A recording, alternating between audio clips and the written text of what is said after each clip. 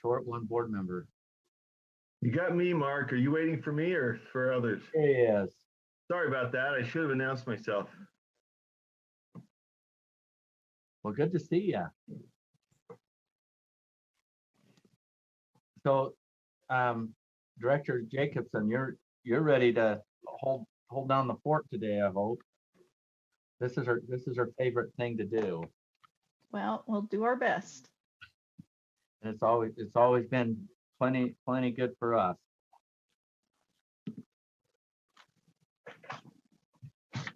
Well, it's 8:05.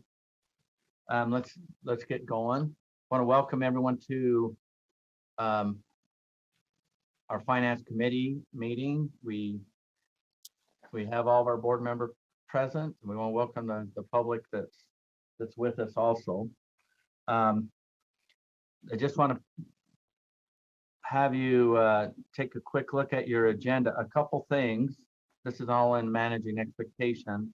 As I know, item 6 is going to be removed, which is approve the changes to USBE section spend plans. And item number 4, which is R277-113 LEA fiscal and auditing policy amendment. That is going to be only discussion today. Everything was prepared to be an actionable item, but we didn't get action listed there.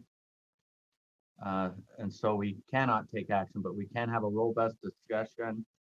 We do have public comments on this particular item, so we're gonna move forward. It'll just be a discussion, and you as board member can certainly weigh in on preferences or different things, but it's just we will not be taking action. So with that said, we also want to excuse Deputy Superintendent Scott Jones, isn't able to be with us today, and Director Jacobson is filling in with, and I'm sure she's got some other support staff there. So let's begin. Those on the public comment side that signed up, when we get to that item, we'll invite your public comment. I think I've got five public comments. Okay, first item is recognition of progress, achievement, or improvement. Director Jacobson, are you taking point on this? Yeah, to start, I guess. Yeah. So, in an effort to reduce some of the reporting for the LEAs, we just wanted to take the time to kind of recognize this one example of something that was brought to our attention and how it was dealt with. So if we can just have Director Lee and Rebecca Nilsson will kind of report back on this. Okay, Director Lee. Thank you, Chair Huntsman. So I'll just give a little background on the backup that we have. Is actually an email from Lark Reynolds, who is the business administrator in Tooele School District. He's also the UASBO representative, which is the School Business Officials Organization. And so he often communicates with us on issues that come up that they know will affect all of the districts or LEAs. And so in this particular instance, he communicated 2 of these different issues. And just kind of part of the information as well is we have a meeting every other week with Lark Reynolds, Leon Wilcox, Todd Hauber, and Robert Peterson, who are business administrators. And we basically do a coordination, Deputy Superintendent Scott Jones, myself, Director Jacobson, Jacob Houtroud, the MSP administrator as well, just ensuring that we're giving attention to any important needs that are coming up for the business administrators in the districts. In this particular one, he mentions that there was an issue regarding reimbursements. We did find out later that it wasn't actually related to reimbursement. It was just the allocation for the districts related to the STEM Employment Incentive Program. So what was happening was that there was information that was being requested in Qualtrics as well as in Utah Grants. And so it seemed like kind of a doubling up of the same type of information and an increased workload for the business administrators and their teams. And so in looking at this, we did some background research on it to see what was happening.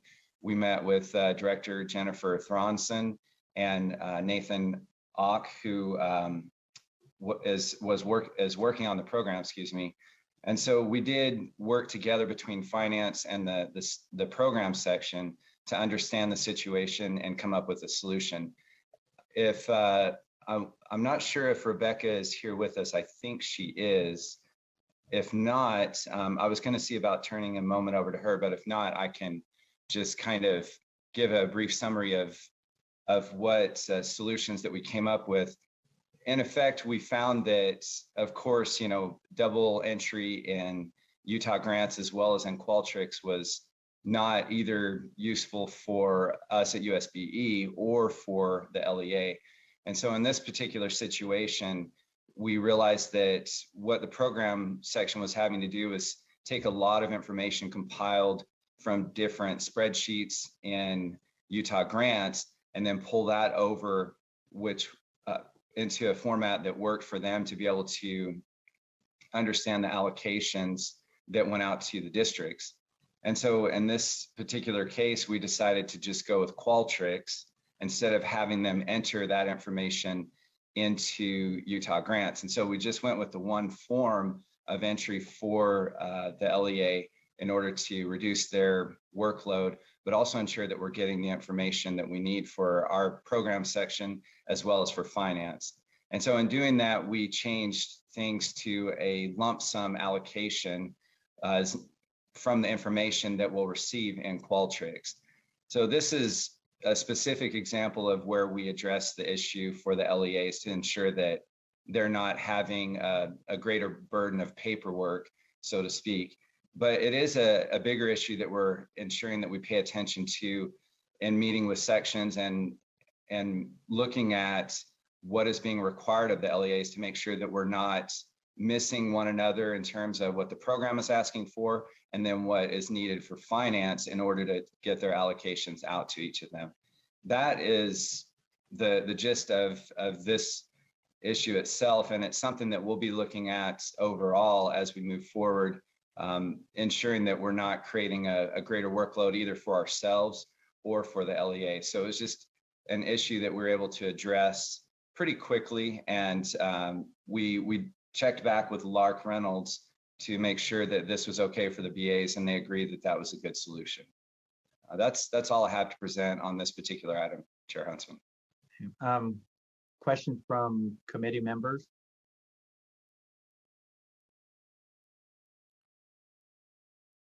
I'll just, go ahead. I think Molly's got her hand up.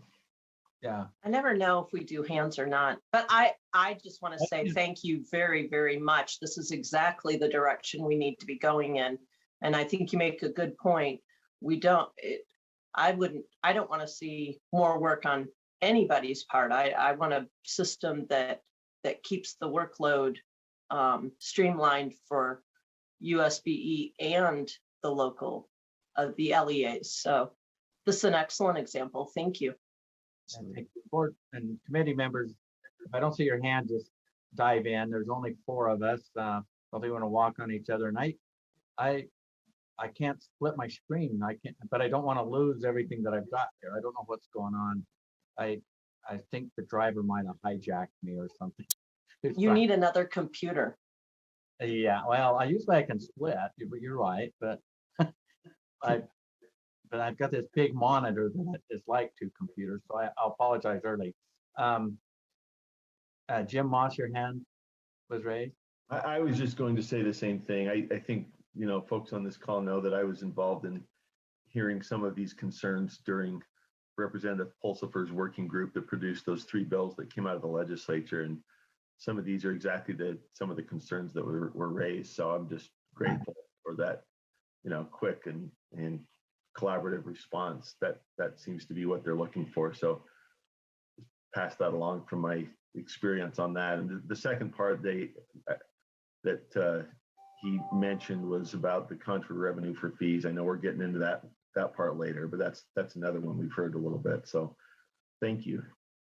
I also noted, I like that the BAs can, or the LEAs can email and feel comfortable emailing that kind of information and alerting you. So that also indicates a really good working relationship with the LEAs, and that's impressive too.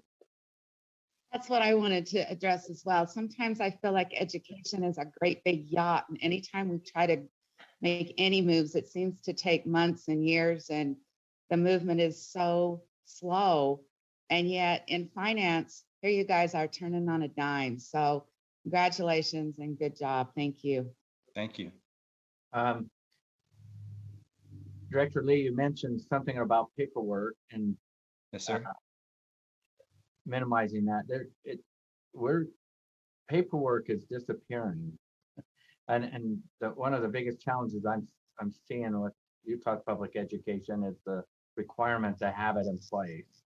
And I know that a physical piece of paper is a lot better to hold in your hand than trying to find something that's on some server or some accident or some oops, or you got to have redundancy to protect everything electronically.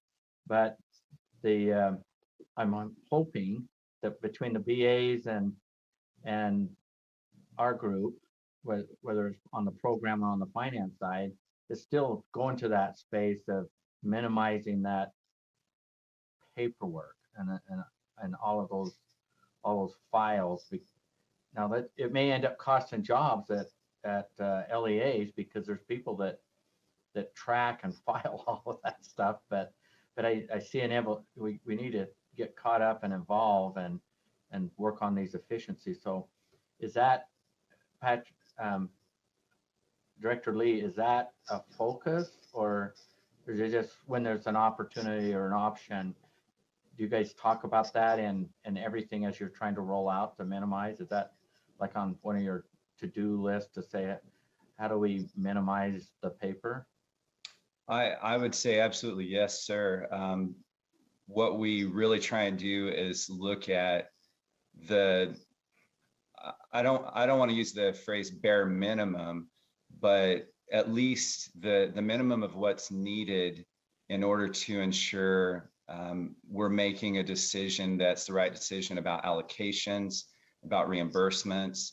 Similar type of issue has come up in regard to reimbursements with the ESSER funds, GEAR, and the demands that are required for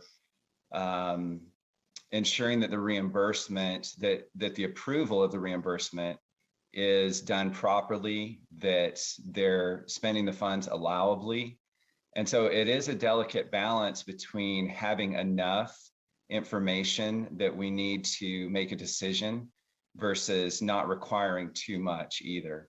And it's, there's, we do try and go back to what is needed by the feds or whatever the funding source might be to make sure that we have enough information. But it's that is a focus that we try to move forward with, is that we're not putting too much burden, but that we are getting enough information at the same time to make the proper decisions. So I think it's a balancing act, but it's one that we're definitely cognizant of as we move forward, and helping the LEAs and working with them to make sure that happens. We receive this kind of feedback at various times, and each time we've gone in to meet with the LEA, whether it's the business administrator directly or some of their staff, and we make sure that that's addressed as quickly as possible.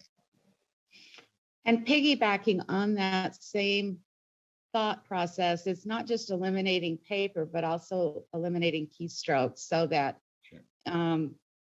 We can get to things in fewer pages accessed, that we don't have the redundancy of re-entering information. And this was a great example where we don't have to re-enter the information twice. But in everything that we do, I think if we can just like Chair said, become more efficient, both whether it be in paperwork or in keystrokes. Absolutely. Thank you. Thank you, Director Lee. I'm not Yes, seeing sir. any questions on this, so thank you. And it's good to know there's a process and a communication process that's in place. And I know we have a lot of meetings, but I can see where these meetings will be very productive as you're working with UASPO representation and other LEAs. So thank you. Yes, sir. Welcome. Director Jacobson, is there more to this topic, or are we moving? No, I think we're ready to move to 1.2. Again, this is an informational item. It's the PMR around USIMS. This is put in the backups just so you have a monthly update on where USIMS is at the time, and it's reported on formally every quarter. And unless Director Felt corrects me, I believe the next formal report will be in May, where they'll actually speak to this. Okay. Questions from board members or committee members? Well, your board members too, right? Is Director Felt online? I am. Hey, it's good to see you. You too. Your USIMS development, so we apologize for that. We're looking forward to the quarterly report, but do you have anything exciting you want to just share with us today? No, I think for the most part, we're still on track from what we reported to the committee last month. And by the way, Jared Felt, USB IT Director. So nothing to add right now. We do have another item that was requested for data on the next agenda item that I can talk to if there are questions. Okay. Well, we're gonna keep USIMS on our calendar, and there's a lot of high expectations on getting this in place, and not just within USBE and the LEAs, but also the legislature. So we appreciate your work there. I'm not seeing any questions for you. Thank you. Thank you. Eric, one quick question. Okay, sure. I think we've already heard this, but just going back to kind of the link between this and the last discussion item with some of the simplification and efficiency issues on reporting and data gathering. Now that those bills are through and we have sort of some direction to the board about going through existing reports and then new reports or information gathering tools, it seemed like a big part of that was making sure that discussion happens in the context of USIMS. And I assume is that part of that discussion already? I think the board needs to be involved in that somehow. They've sort of asked us to, but obviously the details are sort of figuring out how we can eliminate duplicity or redundancy. A big part of that's USIMS. So I guess I'm just asking, with that new set of bills come down, is that discussion already in the works of sort of, how do we take that direction and work it into USIMS? Chair, if I might. And I should say, I know USIMS already has that in mind. So your explanation last month made clear to us that that's a big part of what USIMS is going to do. So it's more just kind of an update given that clarification in the bills. Yeah, Sheriff, is it okay if we respond? Go ahead, please respond. Yeah, so the next information item is a request, I believe, made by you on how the functional advisory board and the functional working groups are made up of stakeholders. And those stakeholders also include USB staff, and part of those discussions, we go over new bills and what needs to be addressed in the USIMS development. And some of those bills do affect legacy systems that we have to get updated prior to USIMS coming online, but we're well aware of all the bills that have been released, and we incorporate that into our discussions, whether it's on the legacy side, but those legacy systems will also be incorporated into USIMS as well. So thank you. Okay, thank you. Not seeing any other questions. Darren, it, Hold on, Chair Huntsman. yes. I don't know where this comment fits, but I feel the need to make it. So maybe it fits here.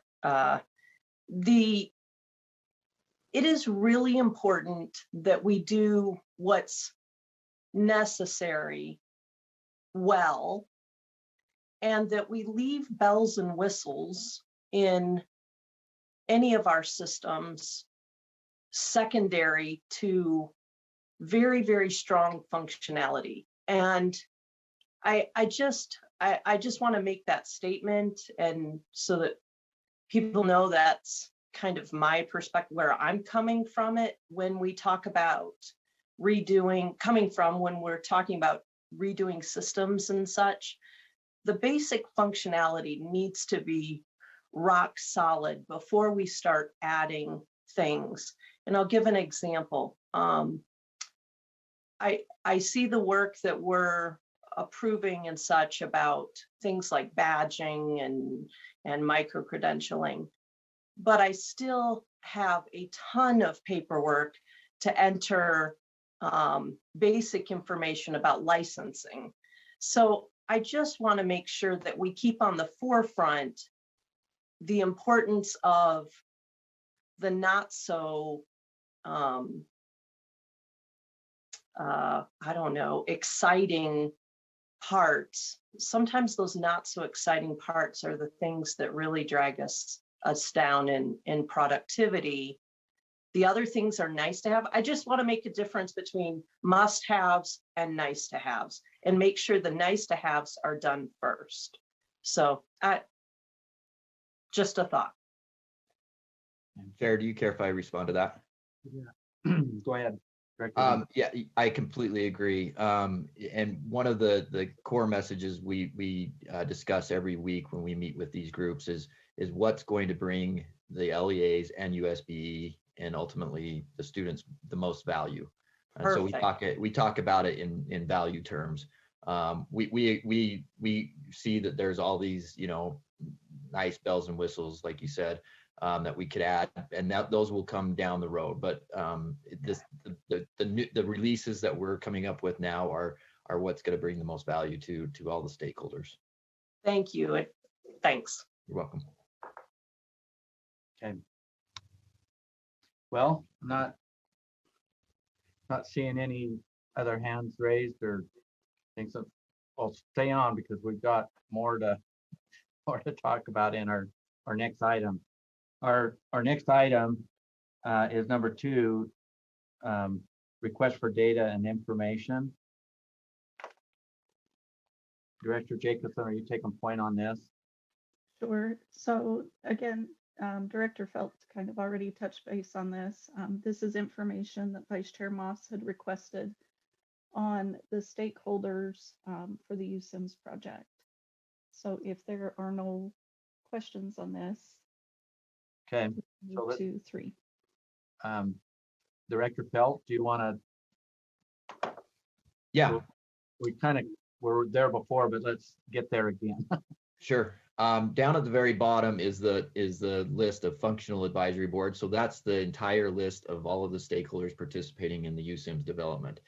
And then that's broken out into functional working groups based on their expertise, subject matter experts. So functional advisory board members can opt to participate in the student domain, where we're developing the student record and data collection piece, and then the educator licensing piece. We'll be moving on to the finance piece later down the development road, but and we put where these stakeholders are located. So if you have any constituents that need to reach out to any of these individuals to give feedback, they're more than welcome to. If not all LEAs are represented, so if there are some of those constituents that need somebody to contact, they can contact me or Katrina Brinkley, who is the PM as well.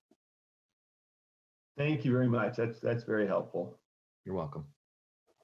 So under this information item, I've kind of got a request too on some additional information. And it's been nice that the committee's been made aware of these working groups, how USIMS is progressing, and I know that USBE staff is getting together on everything that went through the legislation, but I'm curious, very curious, and would have this request of, with those 3 bills that Member Moss talked about, how they're going to affect this process. How are they going to affect the development of USIMS? Is it going to be a help or a hindrance? Are we adding another layer? Are we building bigger teams?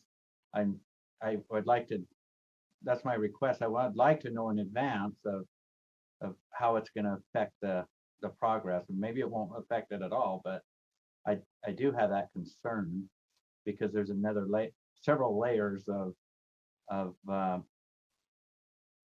not really distraction, but we've got to be in compliance with those 3 statutes. And so I'm curious exactly where they fit in to this progress that we've been making, and will we accelerate betterments, or will it be a detriment to those betterments? I'm curious. Dr. Dixon, Superintendent, your hand. Good to see you. Yes, thank you. Good morning, everybody. I think it's such an important question that you asked here, Huntsman. One of the purposes of IT governance is to come together and prioritize various IT projects for our team, and most of those are connected to USIMS. And there are a lot of needs. You're absolutely right. I appreciate Representative Moss. Sorry about that. That would be your brother. Board Member Moss's question and concern, because we do have a lot of needs. We don't have time or money for bells and whistles, to Board Member Hart's point. But just getting down to the basic functions, we really have to prioritize form and function and what is most needful for the field. So those reporting functions are always a part of that. But we've got, as Director Felt described, we have some just legacy systems that really are our priority. So some of the reporting things should be fairly easy to take care of, but some of them might just be more complex and be caught up in some of those legacy systems. I wish we could do it all at once, but as Director Feld and his team can tell you, they're just moving as fast as they can, and there's a lot of moving parts to USIMS. I think Darren is on the call, Assistant Superintendent Nelson. He's been working feverishly on the reporting issue as well, so he might be able to tell you those that aren't caught up in USIMS. But I just want to remind everybody of that IT governance process that we have, where we do prioritize kind of the form and function in terms of what the field needs, and looking at legacy systems and what our priorities are based on the data that we'll get from those systems. Does Assistant Superintendent Nielsen, do you have something to add to this?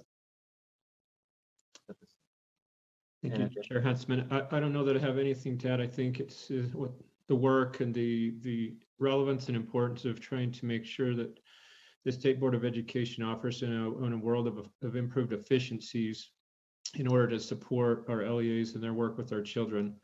That's an ongoing process, and it involves all hands on deck. All of us. You have these people who are working on the USIMS development, which is certainly a piece of that. We have staff members who are working on creating a consolidated needs assessment, as I talked about with the board a short time ago. We have a number of other activities that are underway to try to, again, improve efficiencies, to make sure that the resources and the time and energies of our LEA representatives, in particularly our teachers, are able to be spent on those things that are of the most importance. Okay. Well, thank you. On this, committee members, is there any other comments or questions you may have on requests for data and information? How often do these groups meet? They meet, I believe, weekly, and we did on the USIMS PMR in that last action agenda item. We do have upcoming events listed in the last slide. You're welcome to pop in at any time. If you want me to send you the link, you're welcome to. But for the most part, they meet weekly. Thanks. That's a lot. Yeah. A lot of meetings. Okay, thank you. Our next item will be, it's an actual item number 3, R277-727 school meal program. Yeah, Chair, Yes, I my screen. believe Director Van Holten will take point on this. What's that? One more time. Director Van Holten will take point on this. Okay. Director Van Holten. Yes, sir. So good morning, everyone. Happy Friday. Director Jeff Van Holten of Public Affairs for the Utah State Board of Education. Glad to be with you this morning. Before you, you have R277-727. This is a new rule, the school meals program rule. And part of the reason why this is coming before you is there's actually a part of code that we noticed that when it comes to the reimbursement amount, so every LEA, when they serve a meal, gets a per meal reimbursement from the state out of the 10% of the liquor tax that is collected and given to the state board for school lunch, which is now school meals. Part of that law actually states the distribution of that funding should come pursuant to a state board order. And we were not entirely sure what a state board order is. So we thought it would make sense to be compliant with that law. We would put the distribution in rule and consider that the order to be compliant with the current code. So the first section you're going to see in starting on line 23 is essentially and down to about line 34. That is the current process that is followed by the child nutrition program to essentially establish the rate that is used to reimburse LEAs for their state portion of the meals. It's important to note here that every meal served in the nation, but here in Utah, receives a federal reimbursement, regardless if the parent is considered what they call a full paying parent, or if they're reduced, or if they're free. There is a federal subsidy for each student. And then the state of Utah also through the liquor tax provides a state reimbursement on top of that federal reimbursement for every student in the state. Obviously, those rates change based on whether the student is considered a full paying, a reduced, or a free student. So this is kind of how they determine that rate. They get the funding from the tax commission once a month, and they begin to allocate based on what's coming in and how liquor sales are doing.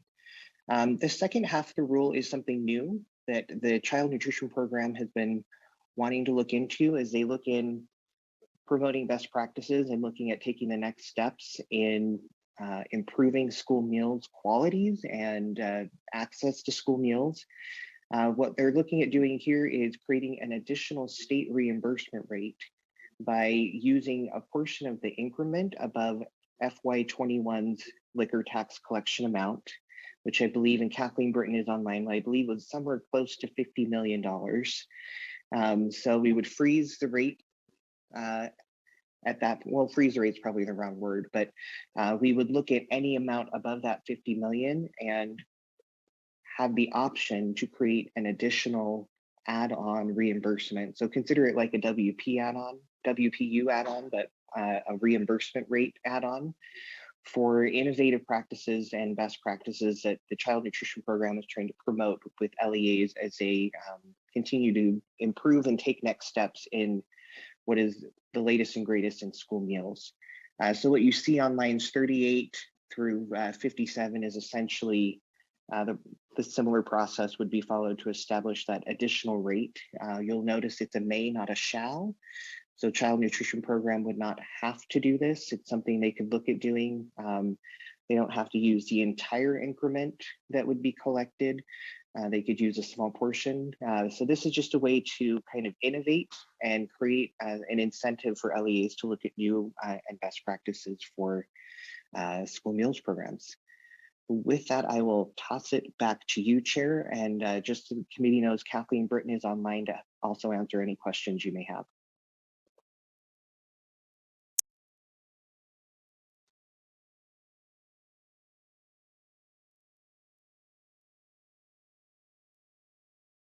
I Sorry, have a question. sorry. Go ahead. I am so thrilled to see this, first of all. So with a question, it's not because I'm concerned. I just have a question on line 43, where it talks about locally purchased products. Are we talking state? Are we talking region? What are you envisioning locally means? Chair Hans, can I answer that question? Yes. Kathleen. This is Kathleen Britton, Director of the Child Nutrition Programs for USBE. We are envisioning that to support local farmers and agriculture in our state. This is something we've been working with Utah Department of Agriculture also on coming up with a plan. Thank you. That's great to hear. I have a question. Chair Huntsman. Go ahead, Member Hart. How much of this is in the, I'm sorry, I didn't do the research on it. How much of it comes directly from the law? I'm looking at the items 41 through 44 that are on line 41 through 44. Did we come up with those? Are we proposing those, or are those specified in legislation? Sure, I can answer that. I can answer that one. That is something that myself and my team have come up with that felt the needs within our state, which would help move our child nutrition program in Utah to a higher level. Great. And so I understand the need for food to look appealing, but I really wonder about 44. And the reason I wonder about improved meal presentation is because 41, 42, and 43 are so much more important. And I have now, watched our food service folks try to, with the Michelle Obama's child nutrition legislation and changes that she championed, try to make it all, they bought nice, the fruit came in nice containers, and they used cookie cutters to cut pieces of pineapple. And it was, quite frankly, pretty wasteful. And it took a tremendous amount of time for people that have to create lunches for huge amounts of students in short amounts of time. And quite frankly, middle school kids weren't real interested in presentation of food. I just really want to stress, and if it's good quality and they have access to it and it's locally sourced, that's so much more important than our folks having to take the time, and children, I mean, they end up throwing it across the cafeteria anyway. I don't know. I just have an issue with 44. I can answer that, Chair Huntsman. So these are suggestions that we have come up with. 44 is that meal presentation is conjunction with smarter lunchrooms, which is a behavioral model. And it's just how the food is placed on the serving line to encourage children to take fruits and vegetables. Right. And I get it. And my background is home economics. So, I mean, I get it. I just don't want districts that make it pretty to get money over districts that have increased the quality. I don't know. I just would put less focus on that and more focus on A and B and C. And I, Just a thought. Member Norton, Yes, first of all, I wanted to follow up on Board Member Hart's question. Can something as simple as the use of a salad bar be considered that presentation? Yes. And Okay, just as something as putting milk in front of juice, having fruit offered several times on the line. It's not Good. making things so much pretty as Board Member Hart was specifying. It's more of how it's presented in the serving line so children choose things more efficiently. another question that I had on line 41, where it says increased milk quality, I have been quite concerned now that they have I've been very grateful that the school lunch menu now includes both the caloric and, more importantly, the carb requirements, or it's not requirements, but the carbohydrates that are included in the lunch. And so that's one of the things I'm hoping increased milk quality could address, is that maybe not, the even in the carbohydrate family, that they're more complex carbohydrates than the simple carbohydrates. And would that be something that would be included there? And also, to your point on the milk and juice, the addition of water would be so helpful. And I know that doesn't necessarily help a farmer, but boy, it could sure help some of these children with their dietary intake. May I answer that? Director Britton. So water, it can be offered and is offered at all the schools. That's part of the regulations, that they have to have water offered, not necessarily on the serving line, but somewhere within the serving area. The milk quality, what we're looking at is, yes, addressing less carbs and higher proteins in fruits and vegetables, and also more speed scratch, as we call it, and using some of the USDA commodities that they receive for these meals in these meals. We're not saying they have to make everything from scratch, but a lot of the items that they receive already from USDA can be put into spaghetti and meatballs or chili or that kind of stuff, to get away from a little bit of the prepackaged foods and fast foods that you see. I'm a classroom teacher, and so when I've asked about the water, I've been told that it is for the diabetic students and that they have just a minimal amount, and it's not offered to everyone. So maybe I need to go and double check with that. Thank you. You're welcome. Member Moss.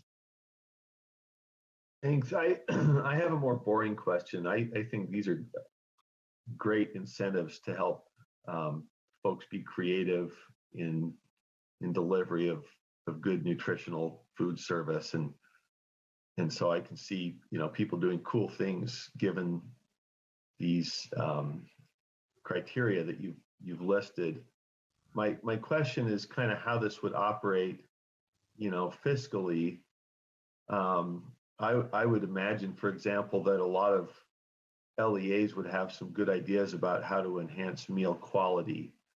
And with the additional money, I think I get where it's coming from. If there's additional liquor tax revenue each year, then that may be used to reimburse those who are taking these innovative actions. Would that be in relation to the additional cost required to do these things in 41 through 45, or is it more just a sort of an incentive reward system? And related to that, would it be a one-time kind of reward? Would it be a sunk cost that they would now expect reimbursement for? You could think of a number of ways to increase meal quality by buying whatever, and I may be ignorant there about the range of options available, but I just wonder about sort of the oversight of the fiscal component as LEAs take advantage of this great opportunity and sort of say, all right, let's go. And I guess related to that, you know, if it's not necessarily tied to the increased cost of doing these innovative practices, would these be innovations that could then be replicated? You know, is the kind of thing where an LEA gets a reward for doing it 1 year and then it's kind of spread to other LEAs? Is this something that's kind of a feedback loop that says, hey, somebody figured out a way to do this better and they got a reward, and now here's a suggestion for everybody? And if that were the case, you couldn't pay for everybody to do that enhanced practice if there were an increased cost to it, right? So that's a bit rambling, but I guess what I'm asking, you know, just kind of overall, if you could explain how this would work, how much more money we expect, and exactly how that would be doled out on a one-time and ongoing basis if those practices expand. Sorry if that's way too rambling. I was having a hard time tracking it.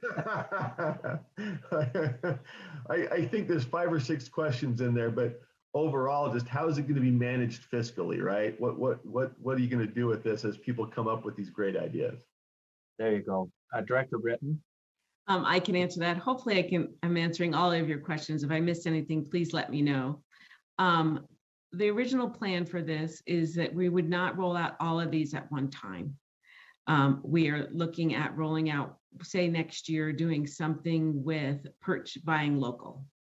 And we're looking also at the increase of what year 21 to the prior year. So liquor tax has increased in the past about 4 to 5% a year. This year it has not. So when we look at the numbers, this year it's only increased so far by 0.26%. So it's anywhere between, we would have anywhere between $130,000 to roll out a program or up to $1.5 million to roll out a program. So this would be taken into consideration every year as we determine which one will ask and roll out to our LEAs.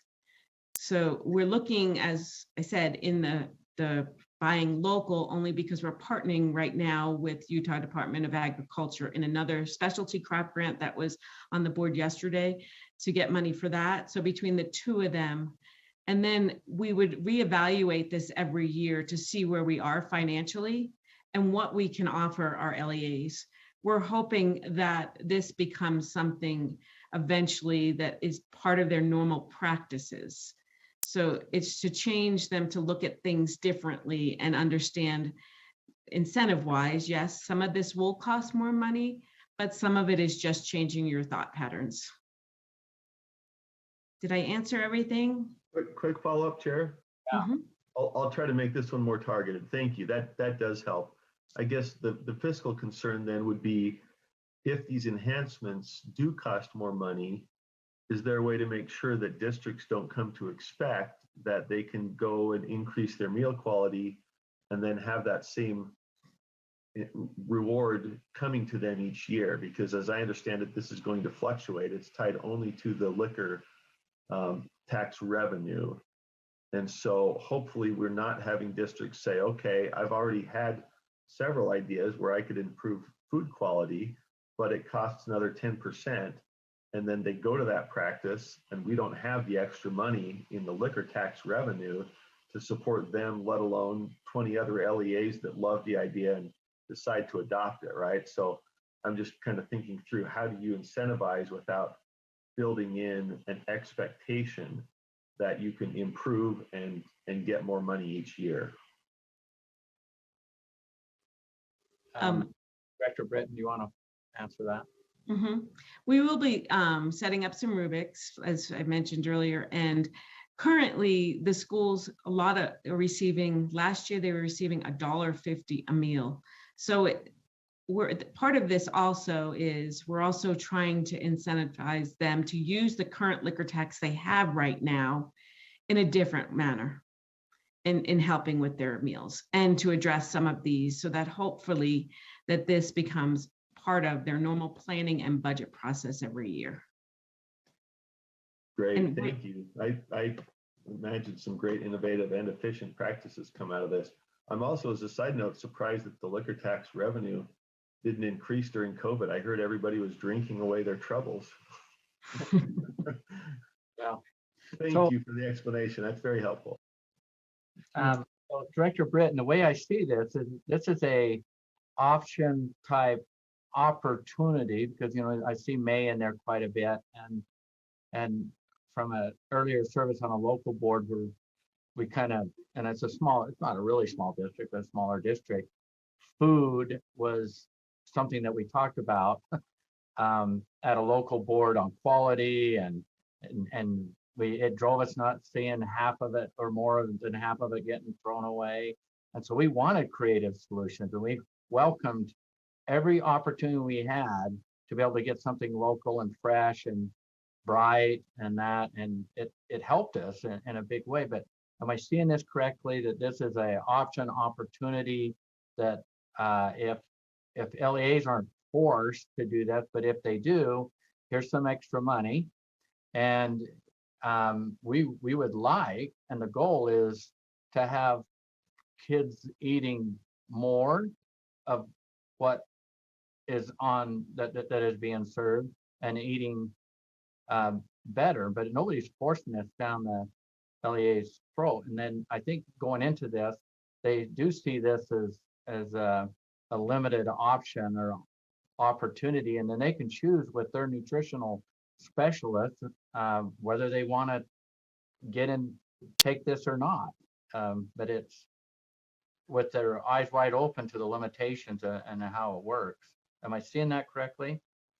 That is correct. This is only being offered. This is not being required. And we're not going to roll all of these out at the same time. We're going to gradually and see how each one works with and what our funding is for each of them. Okay, thank you. So it's it's not necessarily like a grant where they apply and they choose what they want to do. And then you decide if it's going, there's some sort of process or rubric. It's more of USBE will kind of focus on something, an issue, whether it's locally purchased products or meal access or something. And then the LEAs that want to participate in that can then choose to participate. Is that more of I think my question is this, we're really the same as Jim's, like, how did this play out? So it's less of a grant program and more of a focused improvement process. Director Britton? Correct. It's an incentive program. So Gotcha. our the department, USBE Child Nutrition Program, will pick one thing 1 year, depending on our funding, after we evaluate how much extra funding we have to accommodate the LEAs. Yes. Yes.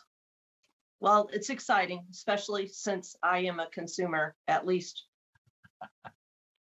once a day. So I'm looking forward to it. They really are doing great things. I just want to be careful that they, with limited funds, I wish there were millions of dollars to put towards this, because we know that students do better when they eat better. And the money is just so tight, and I want it to go towards the most impactful. So thank you. I'm not seeing any other hands raised. If the driver could go back to, there we go. Chair Huntsman, can I clarify something from before? Yes, Director Britton. I just wanted to clarify the water availability that was brought up earlier. There should be water fountains available in any of the serving areas. And if there isn't, the schools usually provide a cooler full with cups or something for the children to receive water. Thank you. That is part of the federal regulations. Oh, Chair, one last quick question. You bet. I assume, but it's not in the rule here, that there's some way that you're going to publicize the cool things that come out of this. What's the procedure? I'm curious, again, as not a consumer, but my kids are, and I assume this is going to produce some cool stuff. What's the way of kind of publicizing this so people know what others are doing? And Director Britton, can you answer that? And then when he talks about the people, can you speak to the people that you communicate with on these programs? Thank you. Yes. Once it has been approved by the board, we will let our LEAs, our SFAs, our school food service authorities know about our plan and which one we're going to choose. And then we have a technical assistance, a whole team that just deals with helping roll out new things to our SFAs. And then we'll advertise it, and especially the districts that participate, we will make sure that they're recognized. You have a follow-up? Thank you. That's great to hear. Okay. I'm not seeing any other discussion on this. Does anyone want to make a motion? I will. Okay. Um, There is a recommended action if that's. what you- okay, I'll just use that. Okay. That the board committee approve R277-727 draft 1 on the first reading and forward to the board for approval on second and final reading. Sorry, I move. Thank you. We have a motion. We've not required a second. Is there discussion to the motion? Okay, seeing none, the motion is that the committee approve R277-727 draft 1 on first reading and forward to the board for approval on second and final reading. For all in favor, say aye. Aye. Aye. Aye. Aye. Those opposed? Voting was unanimous. Motion's approved. Okay, thank you. That was a good discussion. I'm looking around my office, seeing if I have some fresh fruit or something, and it started making me a little bit hungry. All I Here's my have, celery. all I have is a whole bunch of these, some kind of candy bar that kids are selling. It ends up migrating into my office. That doesn't sound very healthy. So moving right along. Next, we're on item 4, R277-113 LEA fiscal and auditing policies. As you're aware, I brought it at the beginning of this meeting to everyone's attention that in air, I have on this agenda, it says discussion and not action. So what we'll be doing today is we're going to have a really good discussion. I have two options before me.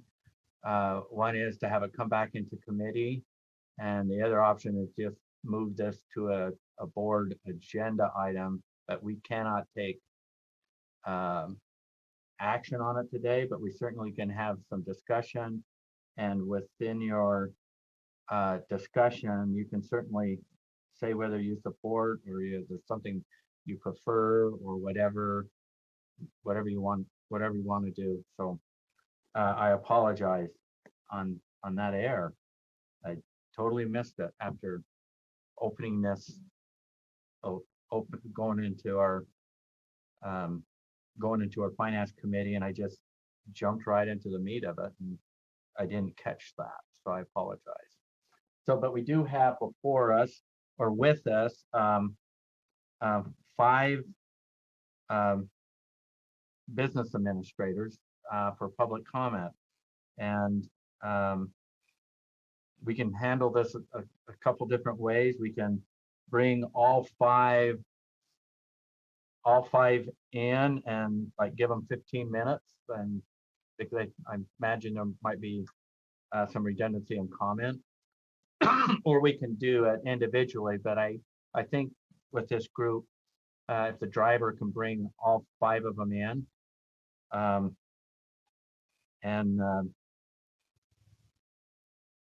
we can just, I can start with Lark Reynolds or something, and then see how they would like to progress instead of limiting like 2 minutes per each. So it's Lark Reynolds from the BA from Tooele, are you with us? There, I see you. Yes, I am. Can you hear me? And the rest of the BAs that certainly can be in this. Would that, do you think that's a good way to have you start and then? Okay, Wow, no pressure there, right? well, let's just make sure I'm glad.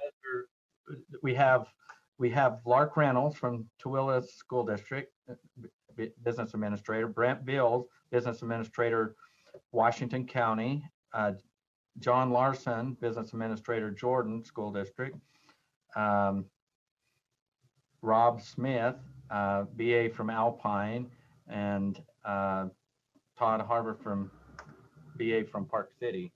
So, but let's start with you, Lark. And then Cami, I'll look. Where's my clock?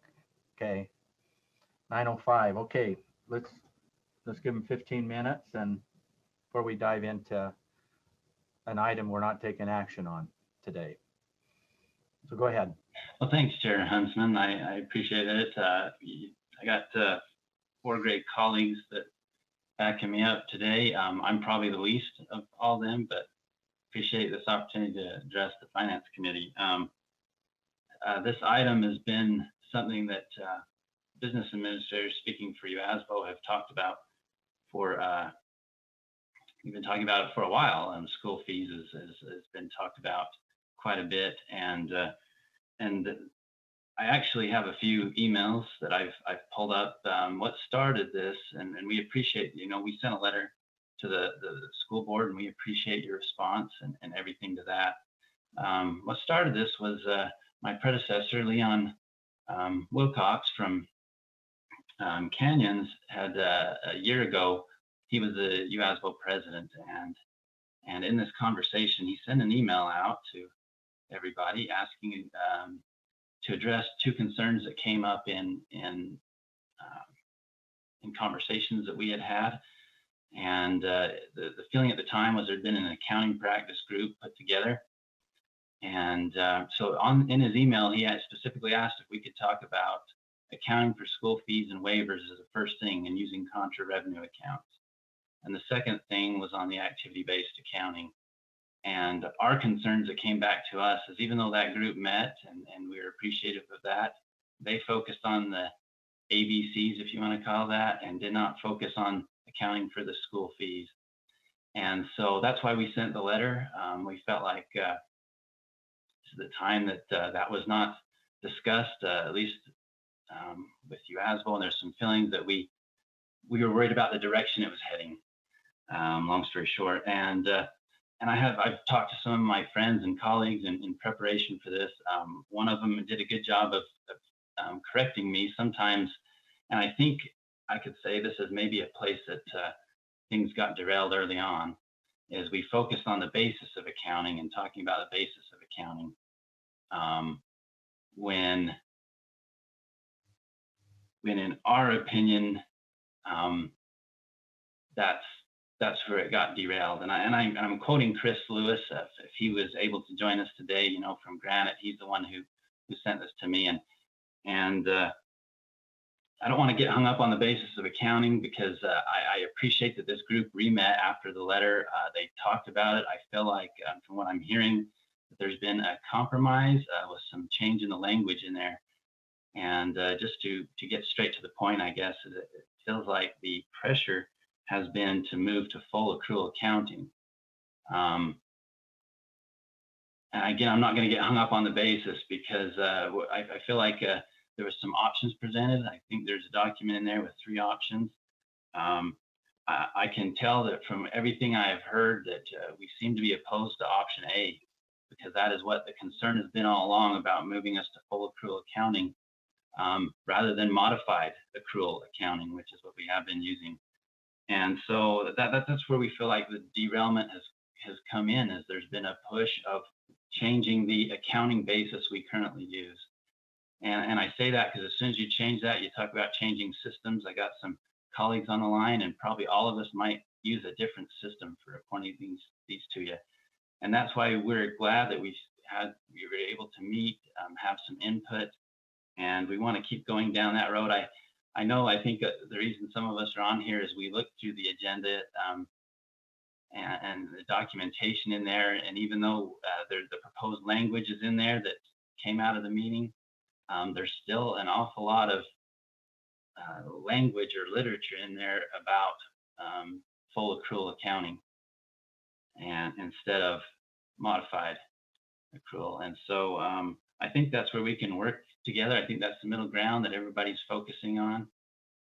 And just like I said, as I've talked to my colleagues, our recommendation would be to, at least in that document with the 3 options, would be to avoid option A. And everybody seems to be talking about either B or C. But I'm glad that the committee's meeting, I'm glad we're being heard, because I will just finish by saying that our fear was that early on that we didn't have a voice in this, and we just appreciate the board being willing, the finance committee being willing to reconvene and talk about that. So thank you. Thank you. We still have some time. Is some of your other colleagues want to weigh in, or is that you think they have that expectation? Chair Huntsman, if I could. Yeah. This is Brent Bills, Washington County School District. Hey, good to hear you, but we can't see you. But oh, I'm sorry. I'm on spring break right now, so I haven't shaved today. We'll accept your apology. So, thank you. I was involved in the committee, and we've been looking at a lot of different options. My concern is, and I did voice this in the committee, that as I talked to other members of the committee, what I got the feeling of was 2 things. One is they felt like, well, if our accounting systems can be modified to do this kind of accounting, they didn't have issues with it. Or number 2 is if they could do it at an aggregate level for the entire district, that they were okay with it.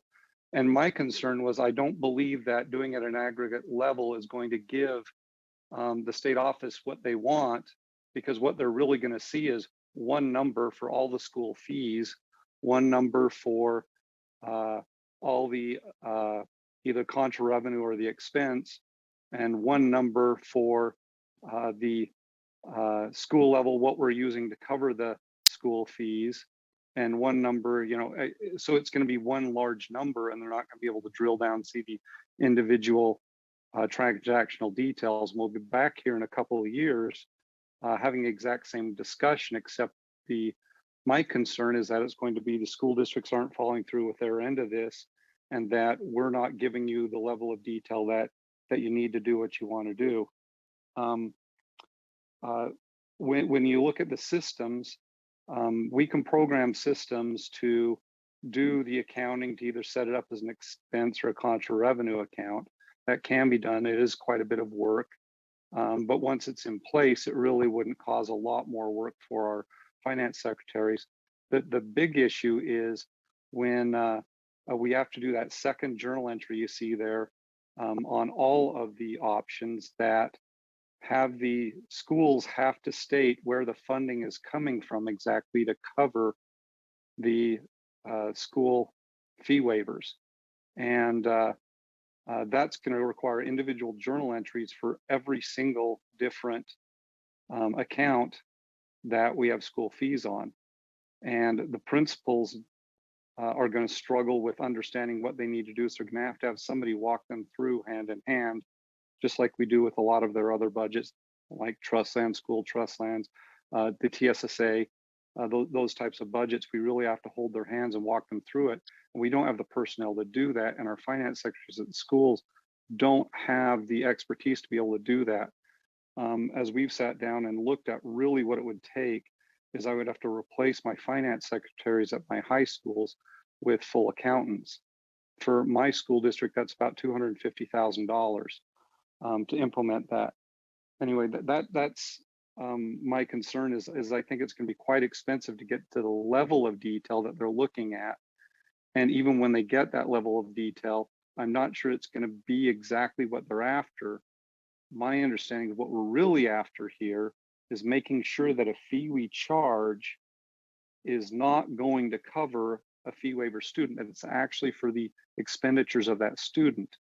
And there's a really easy way to do it. It's the same way we do it when we do our audits, internal audits at the schools, is we look at the fee that's charged and we say, all right, what was bought with this fee? And then you go and they provide the actual expenditure reports for what was purchased for this fee for a art supply classes. They say, okay, in our spend plans, we state it's going to pay for these pens and pencil sets. We look at the cost per pens and pencil set and say, you better not have charged a fee more than the cost of those pen and pencil set per child. Same with spirit packs, same with any of these types of fees. And that's the way we've approached it, to make sure that they're not exceeding that cost per student for each of those fees. And we believe that that's probably a better way to look at that, is to do a true audit and take a look at, go in and say, hey, we're going to come to your district and we're going to look at a few schools and we're going to look at a few fees and we're going to see whether or not this is correct or not. And I believe that that's a better way of looking at it, making sure that we're not using school fees to cover our fee waivers. Anyway, thank you. Thank you. I appreciate your time. And enjoy your much deserved spring break. Sometimes we got to figure out how we can put that on our calendar. Is there another VA that wants to add something outside of what has already been said? Sure, Huntsman. This is Todd Hauber. May I speak? Hey, Todd. Thank you. Just for a minute, to step out of the detailed discussions that have happened so far, I'd like to just comment on the process of how we got here. The accounting systems that we use and the efforts that we make to account for what we're doing is really a byproduct of administrative practices and policies. And the challenge that we had with school fees was a lack or a weakness in the administrative practices of fee waivers. The focus here is on bookkeeping, where the real challenge is in the administration of fee waivers. And to a degree, it feels like we're getting so deep into the weeds. We're following up on any of these types of fees, and that's the way we've approached it, to make sure that we're not exceeding that side. cost. The accounting will simply follow. Tony, Hans, can And we you believe mute? that that's probably a better way to look at that, is to do a true audit and take a look at, go in and say, hey, we're going to come to your district and we're going to look at a few schools and we're going to look at a few fees, Chair, Ben, and we're can going to you see mute whether or not Corey? this is correct or not. Sorry, I felt like I was talking out of both sides of my head. So in any case, just to circle back, is the focus is on the administrative practices, and accounting follows what the administrative practices are. Even with full accrual, you still won't know how well we're administering waivers. You might have some data, but you still won't know. The direct question would be to the administrative side to say, what did you do? How many waivers did you administer, and how did that work out? And the accounting may give you some secondary evidence, but it won't actually answer the question at the end of the day. The second thing, real quick, is with other governing bodies or those who prescribe journal entry level practices, typically go through a process of putting forward what their recommendations are into the community that will be directly impacted. So it's called an exposure draft. And the community then has an opportunity to respond to that exposure draft. Doesn't mean that anything we say will be adopted, but we have that forum under the exposure draft. And then an FAQ comes out afterwards so that the community can understand why the governing body made the determinations they did and help us in following through. That's more helpful when we get into these journal level discussions. We've had some great training, and I totally understand the training, but the procedure to prescribe journal entries, I think, should follow a different pattern so that we have a better conversation and a more focused conversation. Thank you.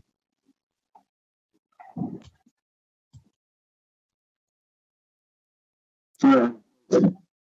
I was talking out of both sides of my head.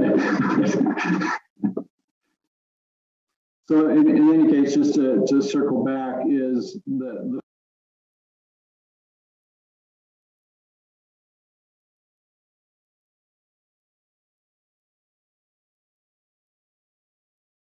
you might have some data, but you still won't know.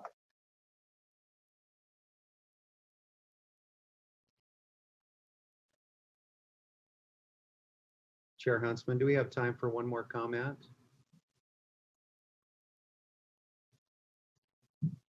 Chair, you're muted. Did somebody mute me? Hello, can I be heard? You are now unmuted. Oh, thank you. Rob was breaking up, but did board members hear him? Do you have time, Chair, for one more comment? I'm having connection problems myself, so I think I caught the gist. I got part. I think I've got Rob's comments too, but it was going pretty digital there. But yeah.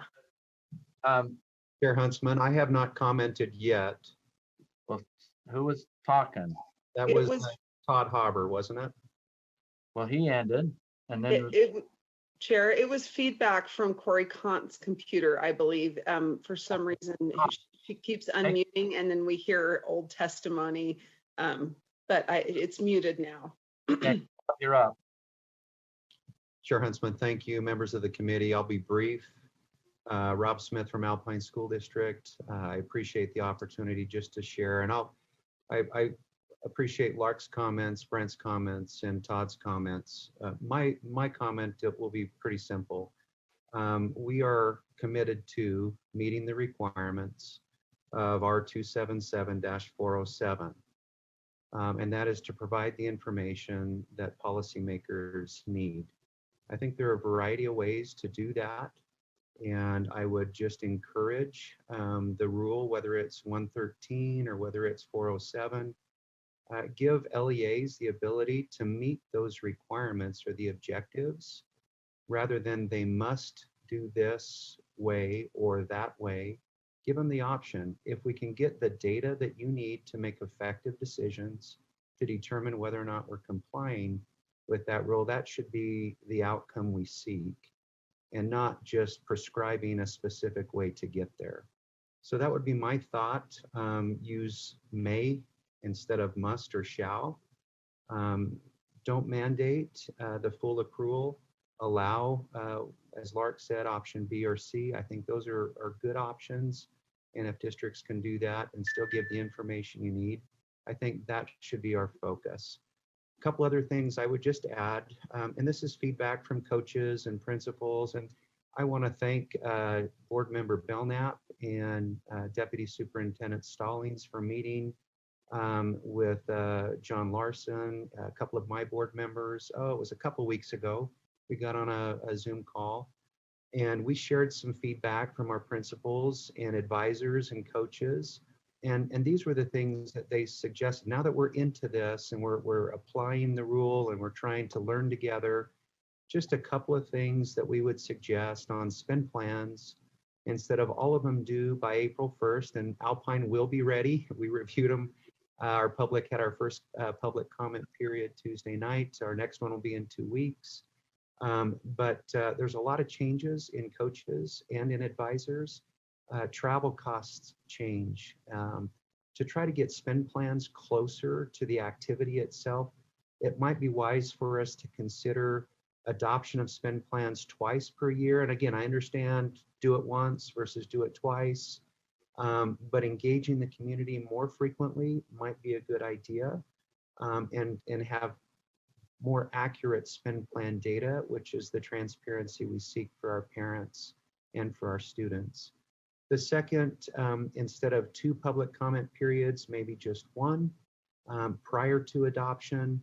And then the third comment that we've received from our principals and again, coaches and advisors is eliminate that required certification from each principal and just require that at the district level. So those would be my comments. Again, thank you for the opportunity to share today. Okay, thank you. I believe everyone has had a chance except for John. So you got all suited up to come to finance meeting. So is there anything you want to add that the others haven't mentioned? And we are going over a little time, but you guys, we're okay. I'll be very brief. Thank you very much, Chair Huntsman and members of the Finance Committee. I'll just summarize. I had a lot of comments that I had, but I'll just be very brief and say that option B or C, or piggybacking on Rob's comment about a flexibility where either B or C could be used. So if the phrasing of the rule change in C were adopted, but then the LEA as appropriate for the accounting, because it will depend on how they are paying for those fee waiver costs, it could be B or C.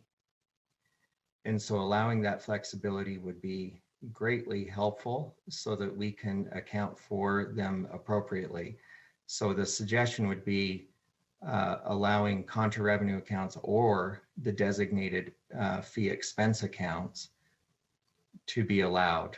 The cons that are listed under C are mitigated in other ways and removed, and the con under B is also removed in other ways. So I think that flexibility is the good a good point for all LEAs, as we are all different, and the fees themselves within an LEA are going to be different, and need some flexibility on how to account for that. Thank you. Well, we appreciate your public comments, and sorry for some of those technical challenges. So thank you. Board members, we're going to now go into our discussion on R277-113. Who's going to take point on this? Is that going to be Angie? Are you taking point on this, or is it going to be Tammy. Daly? Camera Daly. Hi, Chair. Appreciate. Okay, Tamara Daly, you're up. Hi, thank you very much. And I appreciate the comments and the feedback. We began this journey, a few years ago, and with that, most recently, I believe it was back in either April or May of last year when we kind of finalized some of the chart of accounts differences. At that point, it was presented through the financial ops chart of account changes and so forth. And at that time, as far back into May, we received, I know I got about 4 or 5 different letters, and we engaged with the LEAs, and much of my trainings and the documentation that we have put out through the school fees website has been in response to those questions and concerns brought up by the various BAs and so forth. So, I know that they're, of course they changed you as well presidency, but this is a dialogue that's been going on for a couple of years. Now, I want to emphasize, I would just, in fear of being somewhat redundant, I wanted to give you a few statistics. We have, roughly about 667,000 students. Of those, not quite half are secondary students who are most impacted by school fees. And of that, just through the free waiver criteria, not the other criteria, are eligible for free waivers. So, but only about 61% are participating. And so at least about 40,000 students. I just want to emphasize that school fees is one of those issues, which I'm talking to the choir. You guys are all aware of this, but I just want to bring emphasis. School fees touch every student in every class in every school. There's only a handful of schools that don't charge school fees. And so how do we meet this challenge? And what to me, the legislation that was passed in 2019 with House Bill 15 was passed not only to bring emphasis, like how do we remove the school fees, this fiscal challenge that we have as a barrier to A students full participation in public school. courses, programs, activities. It wasn't just for those who are socially, economically challenged, but there were new updates to the rule in response to hoping that we could meet those challenges for all students. And it's a popular quote that we have around that you can't improve what you can't measure. And the permanent injunction we have did order actions, and that was that ongoing oversight and look at those so forth of information. Now at 10 o'clock today, we're kicking off a training that's going to be attended by well over 100 school administrators for a large part of the LEAs. Well, in that training, we're rolling out some performance metrics that you all were introduced to last month, but we're doing it for each LEA. Now, none of this information is new. We're not asking for new information. We, as a team, brought it together, but a lot of that information does come from the financial reports. And so we want to make sure that, as I was shared by some of the colleagues here in BAs, about accounting or about auditing, it's all, you're right. But one thing about accounting, it starts and is a record of the financial information. It's the primary information. It's not secondary, it's primary, because financial audits are based upon that information. And then it dives down into the detail, into the various systems. But there has to be a compilation or point where we start, we can gather, we can look at these metrics and see the performance that we're doing in there. So with that, I apologize for taking some extra time here, but I wanted to maybe introduce a little bit of what we're looking at as to the accounting standards. These are the standards of information, of fiscal information that are applicable to school fees. And so with that, I would be happy to review the documentation that was provided late, because we had 3 or 4 different meetings of this advisory committee, and we had presentations by the individual BAs and so forth as to their methods and so forth, and was presented in the to the Public Education Appropriations Committee back in April, was kind of a document showing a short survey we set out.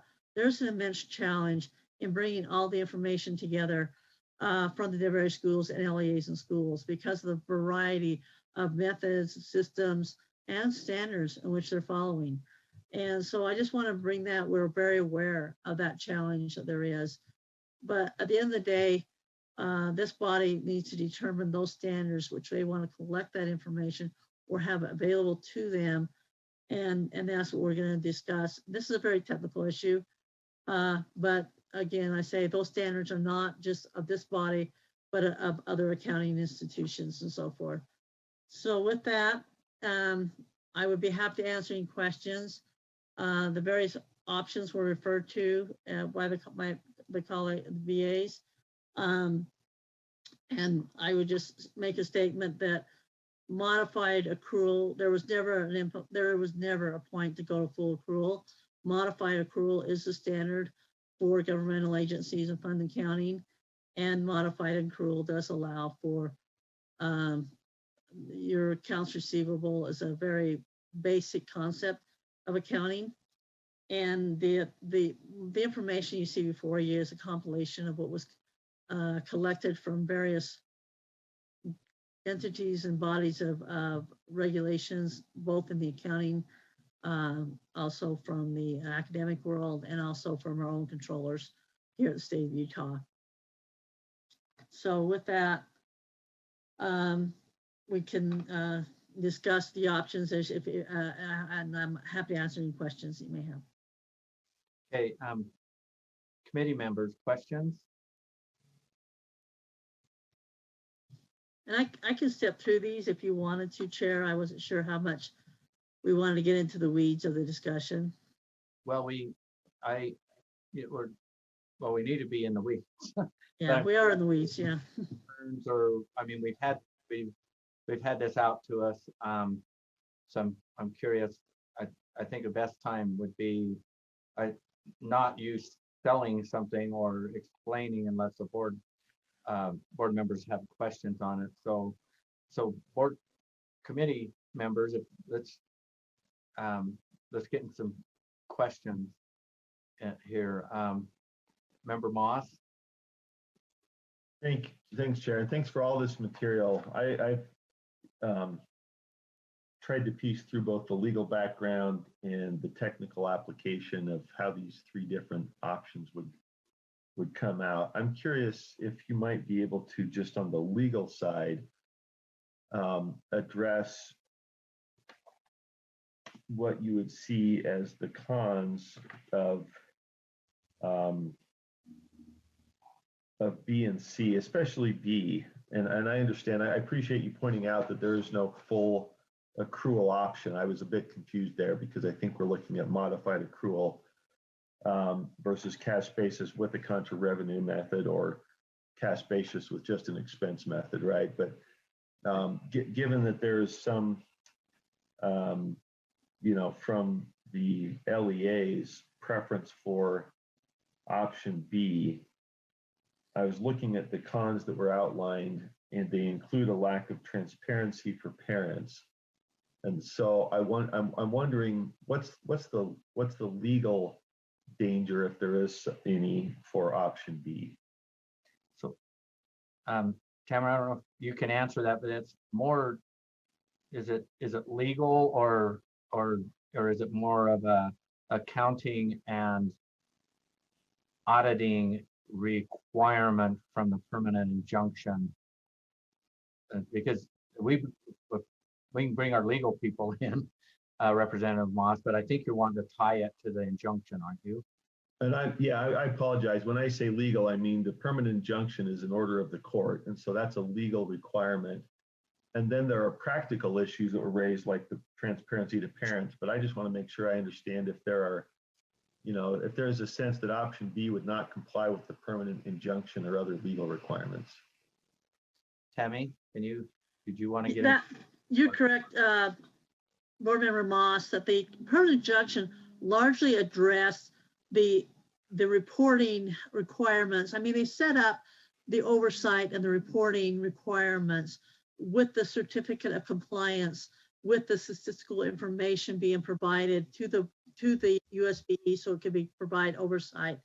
But those requirements are largely, like you said, centered around the fee waiver amounts, the fee waiver services in lieu, where you get into cost and rate into those also, and also the overall fees charged, and then the individual student counts, which are applicable to those amounts. Now, there was a comment made that, the information in the general ledger doesn't give you that detail. Well, in any accounting system, the general ledger is just what it says. It's a general ledger, which derives its information detail from subsidiary ledgers. Most schools that I've been working with and so forth, and I've worked with a few of the software folks that are providing school fee software and accounting information at the school levels for these. And so that would be the subsidiary information. So to answer your question, what's required is just basically those dollar amounts for fees, fee waivers, and service in lieu, and the student counts of those three applicable statistics. Thank you. Quick follow-up, Chair. And so when we're talking about, as I understand it, the advantage of option A of using modified accrual with contra revenue accounts is that you would state the obligation up front and record it, rather than waiting until the student counts and payments or waivers are completed. Am I getting that right? That this puts the obligation in the record rather than waiting for the transaction that actually hits the bank account, correct? Am I getting that right? You're right. And the permanent injunction itself probably does not address the accounting issue. That's just where that information resides, if you will, that there's the LEA said, well, anyone is required to put their fiscal records into their accounting system.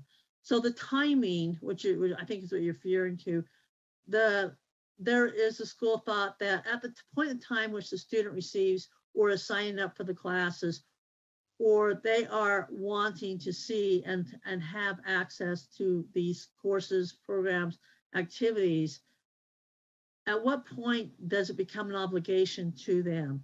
Is it when they're registering, or is it when and they are sent a statement, or is it when they pay it?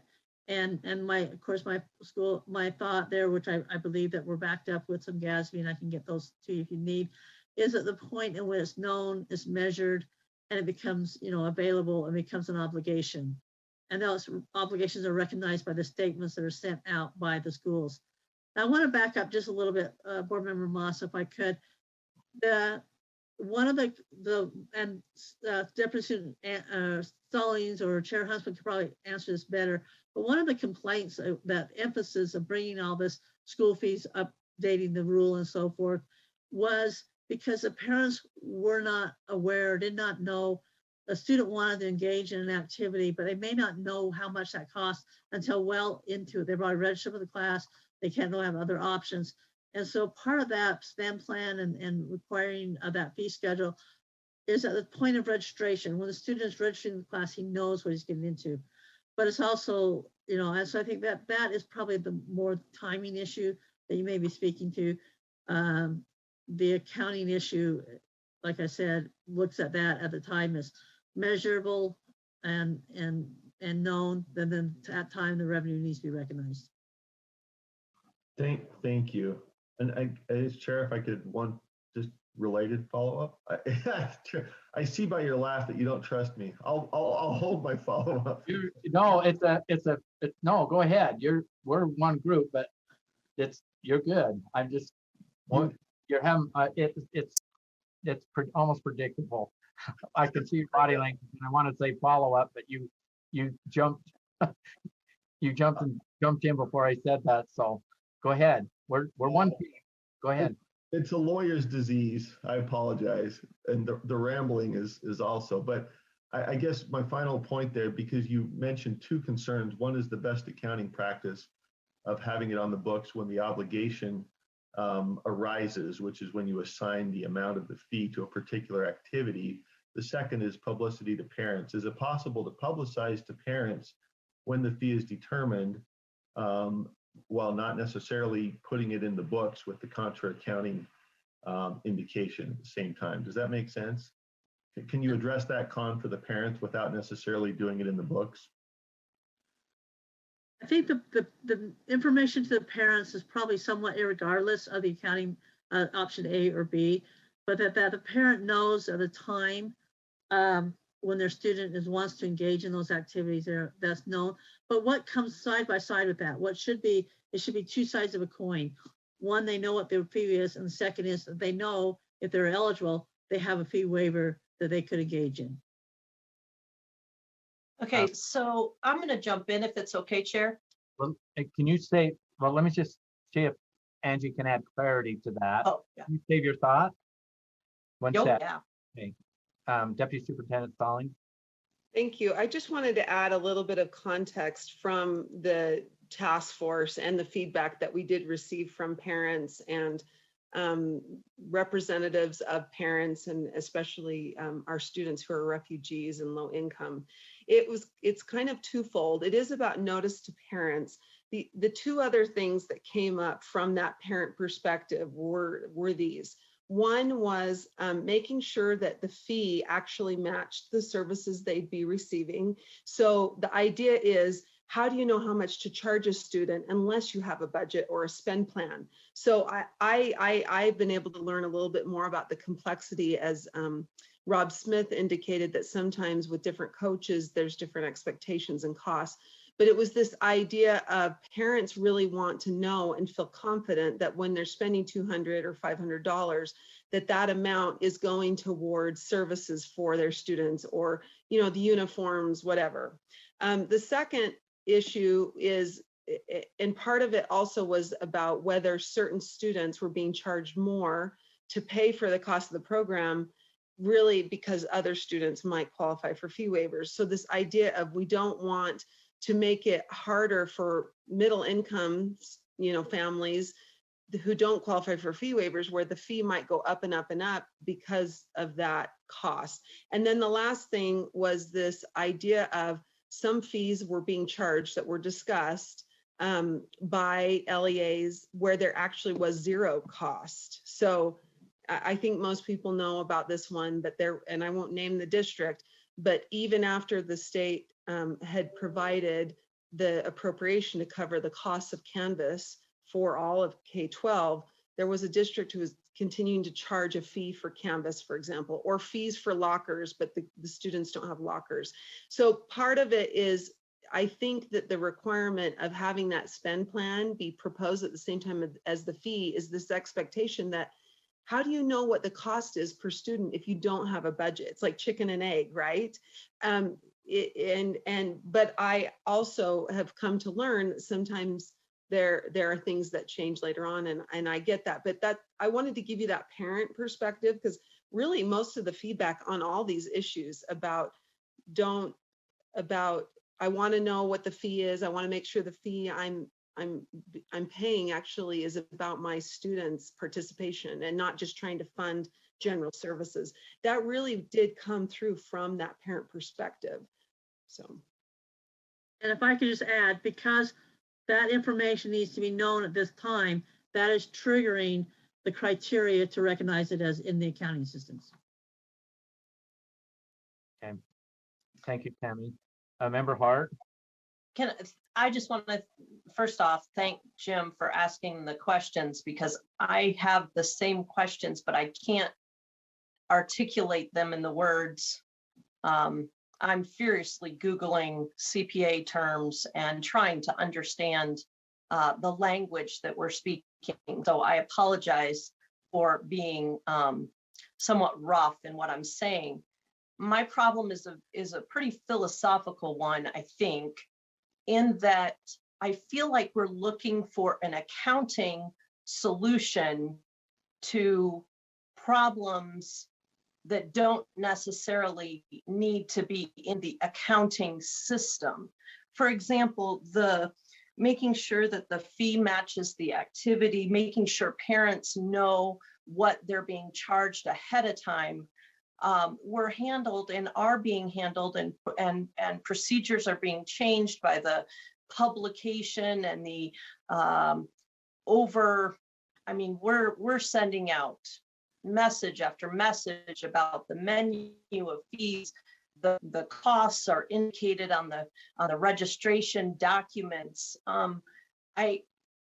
Alternatively, I talk to school secretaries often, and some of these ideas are simply out of their range. What I understand, if we were maybe providing them a system, I think the example was used as a department store coupons. Contra accounting is nothing new. We do it at department stores.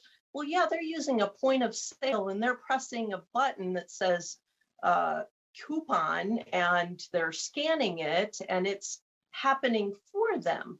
So if this is in fact the direction that needs to happen for all these acronyms, for GASB, for general accounting standards, for all this, then we need to look broader at a system that allows the personnel that we are paid, that we have the funds to pay, can manage.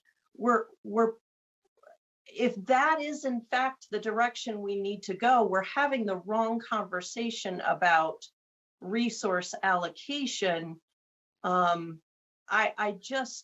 When this hits the road, when you're actually talking to the people that are in charge of doing that, you're talking about principals, you're talking about secretaries, you're talking about coaches, and this is way outside of any sort of expectations, and we don't fund for that level of expertise.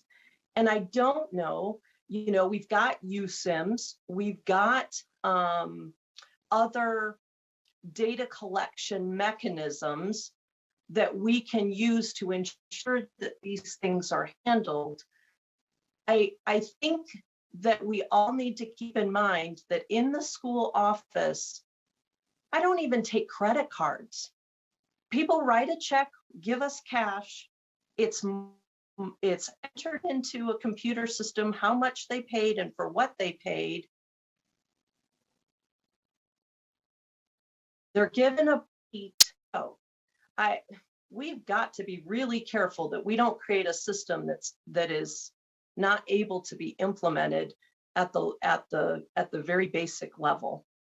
These are all very good options for people that have this level of expertise. And thank you. I know that doesn't have a question. I'm really frustrated by it because I don't see a solution. Well, I just want to go back to something,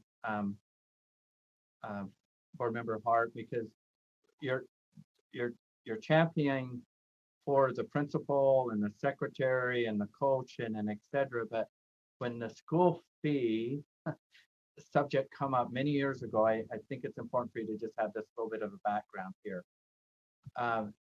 We reacted to the lack, to a gross negligence to what was happening within our LEAs around school fees on a compliance side. We walked through a lot of really muddy, mucky waters because not only the state board and funding and a lot of things were at risk because we had a process that did not work. And we actually put superintendents and others at risk by saying, hey, sign this piece of paper saying you're in compliance with our rule and everything within the permanent injunction. And we put a lot of people at risk for forcing them to sign a piece of paper saying we're in compliance. And so thus our school fee journey started. But we stayed. And I should have prefaced by saying that I don't think, and this, I never imagined when I began as an educator in another state that there would be such a thing as school fees. Yes. In my heart of hearts, I believe that there should be no fees and that the activities that we provide should be funded adequately or else we shouldn't provide them. So I should make that clear. I think in a perfect world, we wouldn't have fees. And I think many of these fees are outrageous and need to go away. Having said that, I'm a little concerned that we're making a huge system to account for something that we shouldn't even have. So I think that's part of my frustration too. And we would be better served to look at ways to eliminate fees rather than creating elaborate systems of accounting for things that shouldn't be there. And you're speaking to a lot of people share that same sentiment, but yeah, because we have a permanent injunction, because the State Board of Education is required to facilitate that injunction moving forward, we have students. Well, first of all, we all know that public education is supposed to be free. You know, we hear it. But however, if an LEA chooses, I'm just going to go back to this, chooses to charge a fee, and all of a sudden now they're in creating new revenue for public education. I mean, we spent tons of hours in a big collaborative group with many stakeholders picking the injunction apart and piece and say, okay, this is where we got to be in compliance on it. And it's unfortunate that through all of this, that the coaches and the secretaries and the principals have to be like fund managers, but it can be structured differently if a LEA chooses to do it. And so what we're back and circling back to is really the method of accounting that has those assurances in place that compliance is happening through every step of the way. And that's where our focus is here on systems. And I just want to go back and I Board Member Norton, I'm going to get to you, is I have seen all of these acronyms supposed to be in place, but not set in hard rule. I saw it in the Office of Rehabilitation.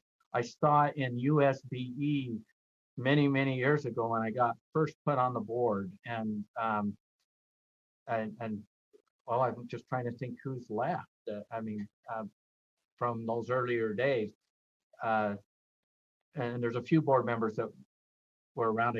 I think just one right now, and we did not have systems in place, and we did not dictate that system or accounting practice or procedure, and we ended up in a lot of trouble and a lot of audits and a lot of risk, and frankly there were people that were no longer with the organization. We had to, in the Office of Rehabilitation, go to the legislature for an emergency appropriation of $6 million to keep the doors open, because we had great accountants, we had great auditors and everything else, but we did not have a consistent system that created opportunity for errors. And so where Tamara's going and et cetera is what is best short-term and long-term for everything that's in our injunction that has been moved into our rule, and some things are in statute, to have those assurances in place of compliance that can be auditable, that protects the student and parents that are in paying fees, and also those that are also eligible for fee waiver, and have that accounting there that best, I'm going to come back into that compliance place, that best protects the student and the parent and also the coach and et cetera, that best represents what is happening with the money. It's where nobody's questioning the service, and that's the challenge is before us. And whenever there's options, opportunities, and variables in there, it brings on risk. And so I made my statement. I don't have a question, but that is what's before us, is how we mitigate and risk, and what is probably best there.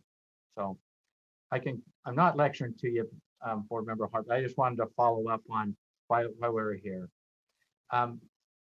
Member Norton. Yes, first of all, Jim, I appreciate your questions as well. And Molly, Thomas Jefferson loves you with free and public education. Having one foot in the private industry and the other foot in the public, I can see the vast difference between those two, especially in funding. And I wholeheartedly agree that we need to be just as locked down tight with this money as we can. I was that single parent who was paying those fees, and during those years when they were ridiculously high. And I'm so grateful that we have this, these statutes, these guardrails put back on school fees to keep them where they ought to be. But I also have a very difficult time when we have been preaching that we really want to help our LEAs with this record keeping that they have. And, they are dealing with, the people's money, and they don't have the money for the systems, and they don't have the money to pay these accountants. And so, our business administrators and our superintendents are working, I think, 28 hours a day trying to keep up with these mandates. And I feel like until we can help them, are we seeing that USIMS is going to help this out? I don't know what the answer is for that, but I think, we have to do our part to help them before we can start requiring more. And that's what I feel like, so much of this is doing, is requiring more and more and more, and yet they're not getting the help yet that they need to keep up with what has already been given them. in some ways, I guess I can just narrow it down to, we're asking for them to give us a Cadillac's worth of data and information, and they're with their accounting, and we're giving them on a tiny little subcompact budget to do their work. So I feel like we do have a responsibility to address their needs and help them with the asks that we make, because sometimes they're pretty heavy. And so we're not giving them any budget to collect any school fees. We don't have any money at all designated at all to fund their school fee program. They, as an LEA, has to make a decision whether the juice is worth the squeeze. Is it worth charging $2 per class in an elementary school, because that $2 adds up and I can buy some extra pencils? So that $2 fee or $5 fee, the cost to be in compliance in generating new revenue on public education, which is supposed to be free, is I've gone into this space because I was in this space for a very long time, and during the school fees task force, is the juice worth the squeeze? And LEAs, a lot of them are saying no, and then so they rethink their fee collecting process, and others are saying, yeah, we will make it work within our BAs and our present accounting structure, or we'll attempt it to make it work. But that opportunity is still on theirs. But I just wanted to make sure that as we're talking, we are not funding in any way, and unless they choose to pull it out of their WPU or something, we are not funding. However, we have said that within these systems, USIMS isn't going to rescue school fees, and their systems and accounting practices on their side are decisions that they need to make of how and where they collect that money, and when they put it into their system. So I just wanted to make sure that you guys, board members, know that we're not funding. We haven't created any funding for school fees. Now, the legislature has had several. That's precisely so LEAs that can afford to manage that kind of system. Oh, can you hear me? Yeah, got you. Hello? Yes. Oh, okay. So systems that can afford to manage that, the systems that can afford to manage that system now can do that, and systems that can't have to pull it out of I'm just worried about that equity. I think that is an equity issue in and of itself. Rather than address it that way, why not put more guardrails around the fees that are allowed to be charged, rather than squeezing it out? Yeah, it's all a local boards make those decisions. Where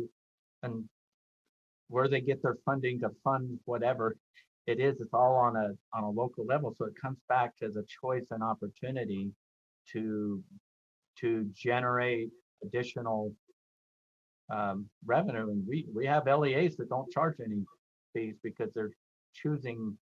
they've made choices not to do that, and others are, and some LEAs charge in every single class a fee, not just activities, but other things. So it comes back to that choice to collect additional revenue on top of a free public education. So, but circling back to where we're at here, we're in the compliance business on what and evaluation audit business. So if you choose to go to the space of fees, there's an expectation that when you submit your information, it's going to look like this, and when you have random audits and et cetera, that you're in compliance. The worst thing we want to do is have loose standards out there that create this non-compliance, and then it comes out, and then what do? You're going to refund all these parents, or but there's these penalties and et cetera for this, which is not on the table today. Which is on the table is back to the systems. And I've in my world, and I'm not an accountant, but I've learned a lot about GASB and GAAP, and they do change, but I do know this, having a clean standard compliance or accounting standard is our friend when we are choosing to be accountable. And as we get our data, there's better assurances of what right looks like than a loose system that has options and opportunities for more errors and less transparency. So this is so I guess, can I ask a question then? And again, I am so far down the chain here. So say a ceramics teacher, she's now for the last couple of years, she's created a spend plan. We've tried to figure out whether it could just be a $10 fee, or if it really does need to be $15 in order to meet the standards of the class. We come up with that plan, we put that fee on the card. There are other options of classes that don't require the fee. We talk about fee waivers. She has a spend plan, the parents pay it, it goes into the ceramics fund. When she asks for an expenditure out of that fund, I look at her, I grab her spend plan. Yeah, that makes sense. I mark it down on my little spreadsheets or whatever. And she makes the expenditure. If she has money that remains, then the next year we don't charge, as much because that was an error. We learned what it actually costs because costs change. Where is the problem that we're solving with the system in what is happening as an example in a school district? Why does the accounting need to change in that case? Cami, or not Cami, Tamara? Yeah, yeah, no, that's fine. Tammy's fine. Okay, so in that scenario that you gave, it's you're right. That accounting is being done by your school in your school budget system and so forth. Sure. Largely the regulations and I think that good policies and procedures at the school will help. You don't should be step by step and allow the teacher, the principal, the superintendent, everybody to understand how that is being recorded and followed along. Now, sure, you're right. If I was to come and look at that, I'd look at the spend plan. Okay, it was a little over, maybe there's a change in price or whatever. Those things you adjust. That's what doing budgets is all about. But what we want to make sure that we get to, and I don't know, and is that we can see as an LEA, the big picture is that we need to have accountability for the school fees, as Chair Husband has very well spoke about. But it's like, as I used the coin before, you can't pick up the coin and have, the school fees and have the money without having also the regulation of how to deal with that money. And that regulation is in large part, we're not picking that regulation here. All we're saying, if you are going to have school fees, you have to follow the regulations that are already established through GASB, whatever. And I know accounting costs money. I've been around it for a long time. Good internal controls cost money. And so to Chair Husband's point, is the juice worth the squeeze? And people need to understand, if they do choose to charge fees, there are accounting requirements that go along with that. You can't separate it. You can't pick up one side of the coin and not pick up the other side of the coin. So to your point of the, ceramics, you have some money left over, you're going to be over there. There are new regulations that were put in by the statute. Number one, you can't charge a fee to cover fee waiver students. And if your school has a lot of fees, then you need to be able to gather money from the rest of the LEA, this equalization, so there's not overburdensome from school to school, but the LEA makes that effort to equalize that cost. So to your example, that's a budgeting that we look at that, and you can deal with that in the budget systems. But that expenditure for that program needs to have a record, and the expenditure, that $5 of your fee to cover that, you know, the cost of and I apologize, I'm not a ceramics person, but to cover the cost of the clay and the kiln cost. Well, the kiln's probably a capital. We get into some technical, what's a capital expenditure, and should that be assigned the direct cost to the student, because you're going to have a kiln whether or not the student's there. So maybe that cost should not be included with the fees. And so we start looking at these things, and it is somewhat, we have to make determinations of how, and that will all come out in the activity-based costing, but you have to make determinations that $5 you're charging for that ceramics class is the clay. Because we didn't feel like we had enough money at WP in order to have this class that people and parents want, well, we might have to cover some of the individual student costs with a fee. And we just want to make sure that that is what's happening in that record keeping. And I'm just trying to learn as I'm going. Yeah. And I'm just trying to see how changing the accounting methods solves a specific problem. And I think I'm thankful for everybody being patient with my learning process. Yeah. I think many of our constituents are also going through this learning process as well. And you're right. At the end of the day, if you don't charge a fee, this isn't a problem. And the problem goes away. If you're going to charge the fee, then you have responsibilities to make sure it does what it's supposed to and intended to. I just don't know if it all has to sit in the accounting method or in other reporting methods that are used by a school, similar maybe to the trust lands.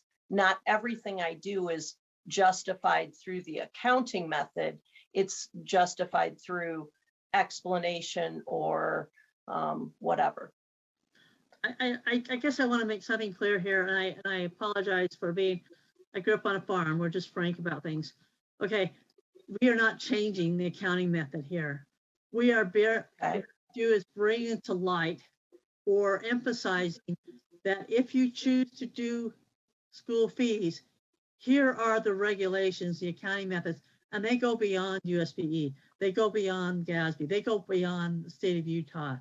Here are the accounting practices, and these are not best practices. These are required accounting standards. And what the purpose of these accounting standards are is to show that there is accountability and show the transparency in the transactions. So, you know, it's so districts have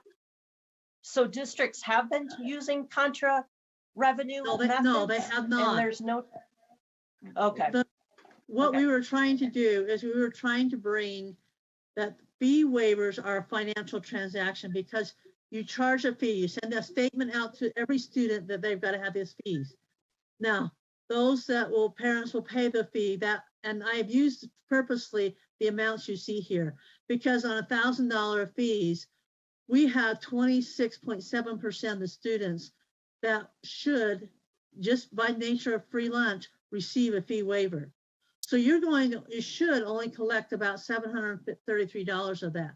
Now you're still going to collect, that school's still going to collect the other $267, but that needs to come from another source. And what the new code has said, you can't collect it from the other students. You can't charge more than what is cost for that student. So you got to go out and find some general tax monies. And you also collect it through group fundraising, because group fundraising is a fee. Right. And okay. and what was brought to light was these entries down below of how you're going to fund the fee waivers. That is all part of the new code that was set up through House Bill 250. It's not just rule, it's code. Now, with all of that, what I'm showing you is the county regulations to make that go along with picking up that coin. And thank you. Got another hand raised, but the other part of this that I think is really important to help me as a board member and also other board members is that fee, that $5 or $10 for that ceramic class is like restricted money. Exactly. It doesn't get, in the old days, it just went in a bucket. Everything went into this pot, and if one, it seemed like on the high school side, well, tennis never spent all their money, so we'll just sweep it back over to here and everything zeroes out or something. I'm talking about the old days. Now we don't do that anymore. Since we're getting better at being in the school fee business, but I had to get in my brain that collection that your teacher or just whatever's happening there, that is so restricted, and it's got a story behind it, and it's tracked a certain way, and that tracking has to be consistent throughout the whole system, and that's where Tamara's coming from with GASB, and then there's GAP too, but GASB's got the and I apologize. I would never even, I'm assuming that any principal with any sense would know that. And clearly what you're telling me is that may not have been the case. You're giving me some historical context. I would never spend tennis money on anything other than tennis things, but I understand. I'm getting the picture. So thank you. So that $5 is really is very restricted and special, very special money, and it has and I'll tell you, it doesn't cover all the clay we need, but I would not increase the fee. I just find the money. So, but I don't use fees. I appreciate everybody's patience as I understand it, and Tammy, I appreciate those that explanation. Okay, Board Member Moss. Drop my hand here. Well, thank you everybody for filling us in. I'm a newbie floundering and stumbling through this as well, so that provides a ton of very helpful context and background for the why of all this. I want to just come back and make sure I understand the specific differences in the three options that we're looking at and where contra revenue comes into each of those. Because the two boxes that have examples of possible journal entries for B and C to me look the same, but my understanding is that contra revenue has been taken out of example C, and I've sort of read and thought I understood conceptually the differences, but I don't see how they show up in the samples, and so I wonder what the practical differences are. And then related to that, how is the first one different? Option A, what seems to me to be the key difference is that you record it on both ends, on the debit and credit side, when the fee amount is determined. And that the reason for requiring that and that recording at that stage on both sides of the ledger is that it is now measurable and available. And so that seems to be the difference, and that would require an additional entry up front when the fee is set. My question on that part, at least if I understand the practical difference correctly, is whether the revenue, meaning the fees you're actually going to receive from students who pay the fees, is actually measurable at that point, or if it's only really measurable and available at the time when you figure out who's going to pay and who's going to ask a waiver, which, as I understand, show up in B and C options. And so I know I'm rambling a bit again, but I want to make sure I just kind of get the differences here. And I guess the reason for the differences in the first option, why that would be recorded up front. Does that make sense, Tamara? And I appreciate, I guess this is probably, thank you for walking through these. I just want to get back and make sure I now understand how these principles you've all discussed apply to these three options. Right, and I think that the accounts receivable, of course, is the method of, is an accrual method. And the measurability or the availability is measured by that it is known. You have these students and you'll have this amount of a fee, and that's stated in the fee schedule. Let me go back quickly and address something that Molly said earlier, comparing the contra revenue accounts to the which is probably most popular known, through sales and so forth, and discounts given. But I want to, and Deborah's welcome, Jacobson's welcome to jump in here. But contra accounts are used all over the place. They're used in your LEA, your agency reporting, in balance sheet, if you want your depreciation, your debt amortization. I mean, they are everywhere. Okay, so they are not just in sales. They are a way of, when you want to recognize, especially in the accountability of fund accounting or governmental accounting, that revenue piece, they want to see the full amount. And I apologize for using my hands here, but the revenue amount, you want to know that full revenue amount, because that's your budget. That's what you cannot go about. That's what you're expecting to receive.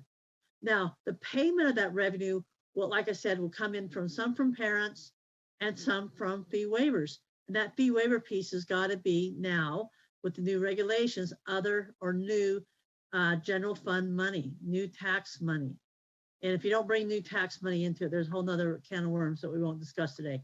But anyway, so that you want to recognize that revenue. Now, option B gets you the same place, okay? You've got the fee, the income amount in there, the full amount, and then you also have the the contra fee amount. But that at the end of the day, because you've recognized that you have the transparency of the revenue amount, you backed off the fee waiver. So when you give your financial statements, and financial statements are not the same as recording, accounting, or financial reporting, okay? Your accounting is that compilation of everything, that kind of detailed. And then you get to your statements that have other, and you're required to show that as one revenue net of that amount. And there's some GASB, I think it was 44. I've got the citations if you want, but so you're right, A or B, because we're dealing with a single year, and then all of the revenue from the school fee should be spent the same for that year for that student. This is that restricted, highly restricted for that student, for that program. That should be spent that year. So there's not probably a lot of technical issue between A and B and that timing, because it's going to be spent in that time. Where we get a little muddy in that is if you're charging a third of the equipment, like you'll charge a fee, but the helmet lasts for 3 or 4 years, 3 or 4 different students, so you only charge a third. Then you have this carryover, okay, which would lend itself to, A better than C. And I've rambled here, and I apologize if I haven't answered your question. Let me know, Board Member Moss. But you're right, A and B are very similar. And although A is fully supported code and rule and by the GASB, B is probably acceptable, just because that we were looking at that one period or time period in which revenue should be received and those revenues expended for those activities. That's very helpful. Thank you. Thanks again. Does B give the state, the USBE, the information that it needs, though? I heard that in one of the comments.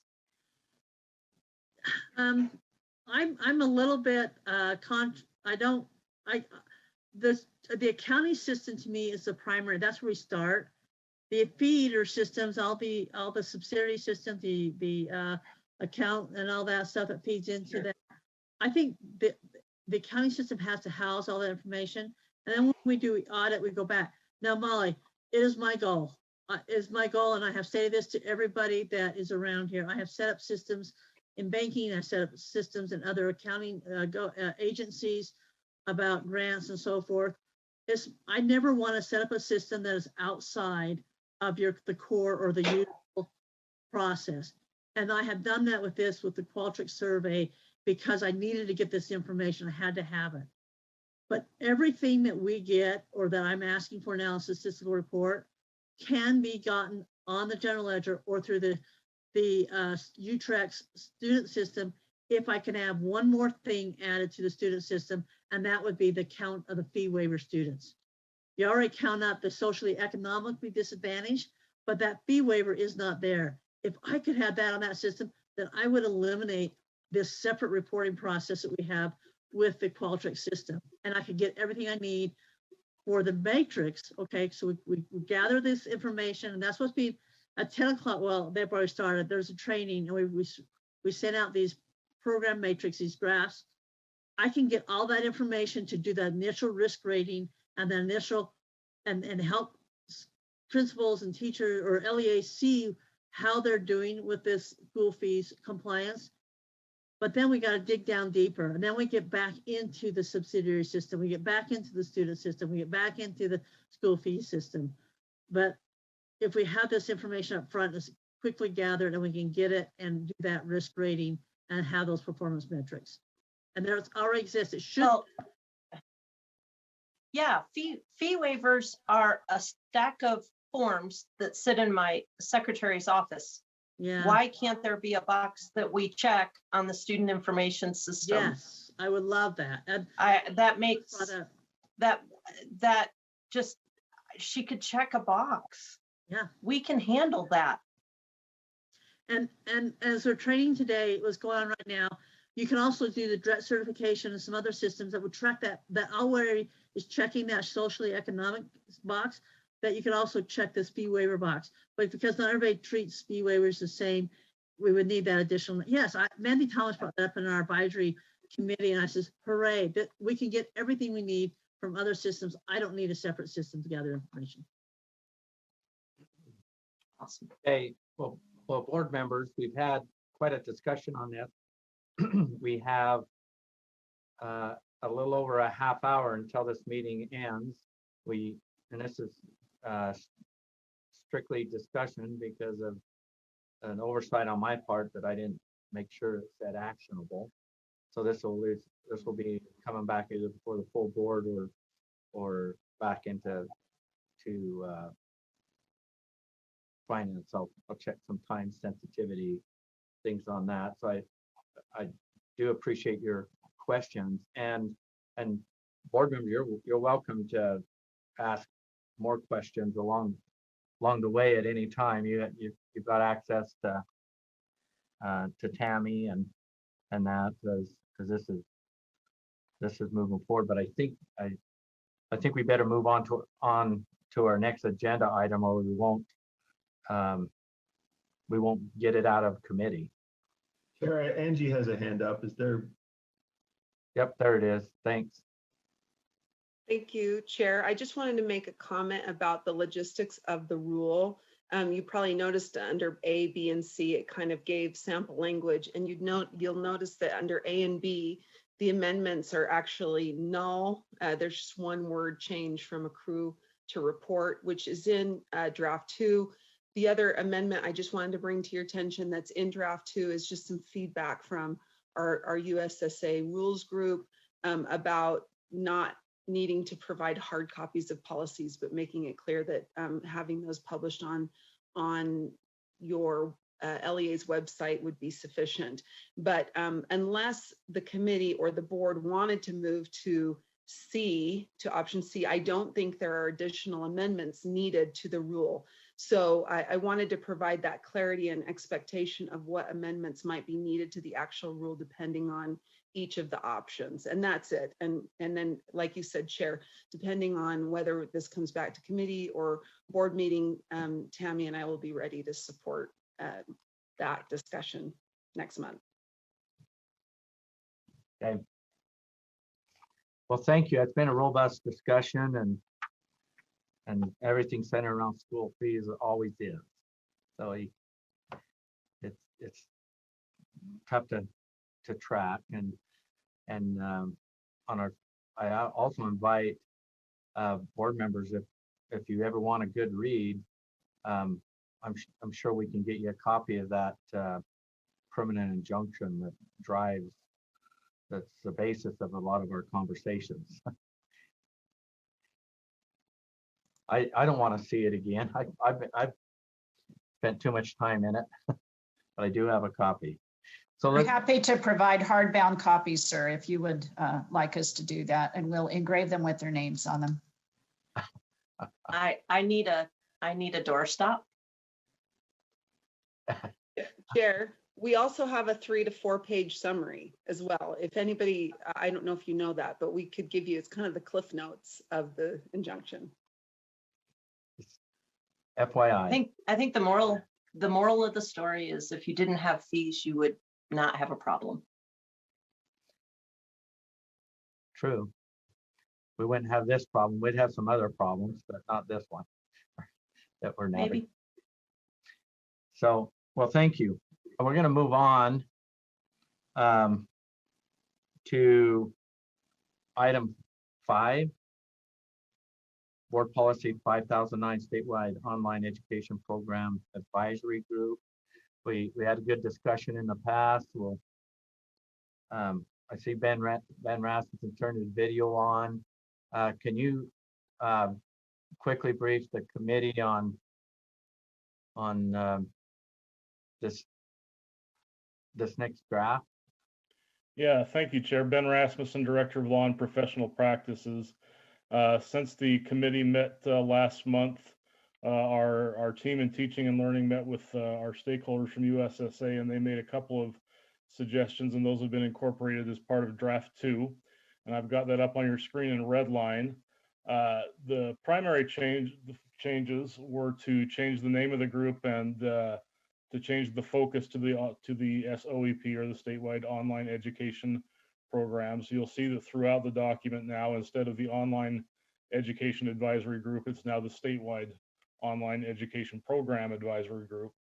And then they've also suggested there, as far as focusing the purpose, you'll see in 3D that they've recommended language for the advisory group to collaborate with other USBE advisory groups, including the Digital Teaching and Learning Advisory Group, the Student Advisory Group, and other stakeholders to support the board and make recommendations to the board.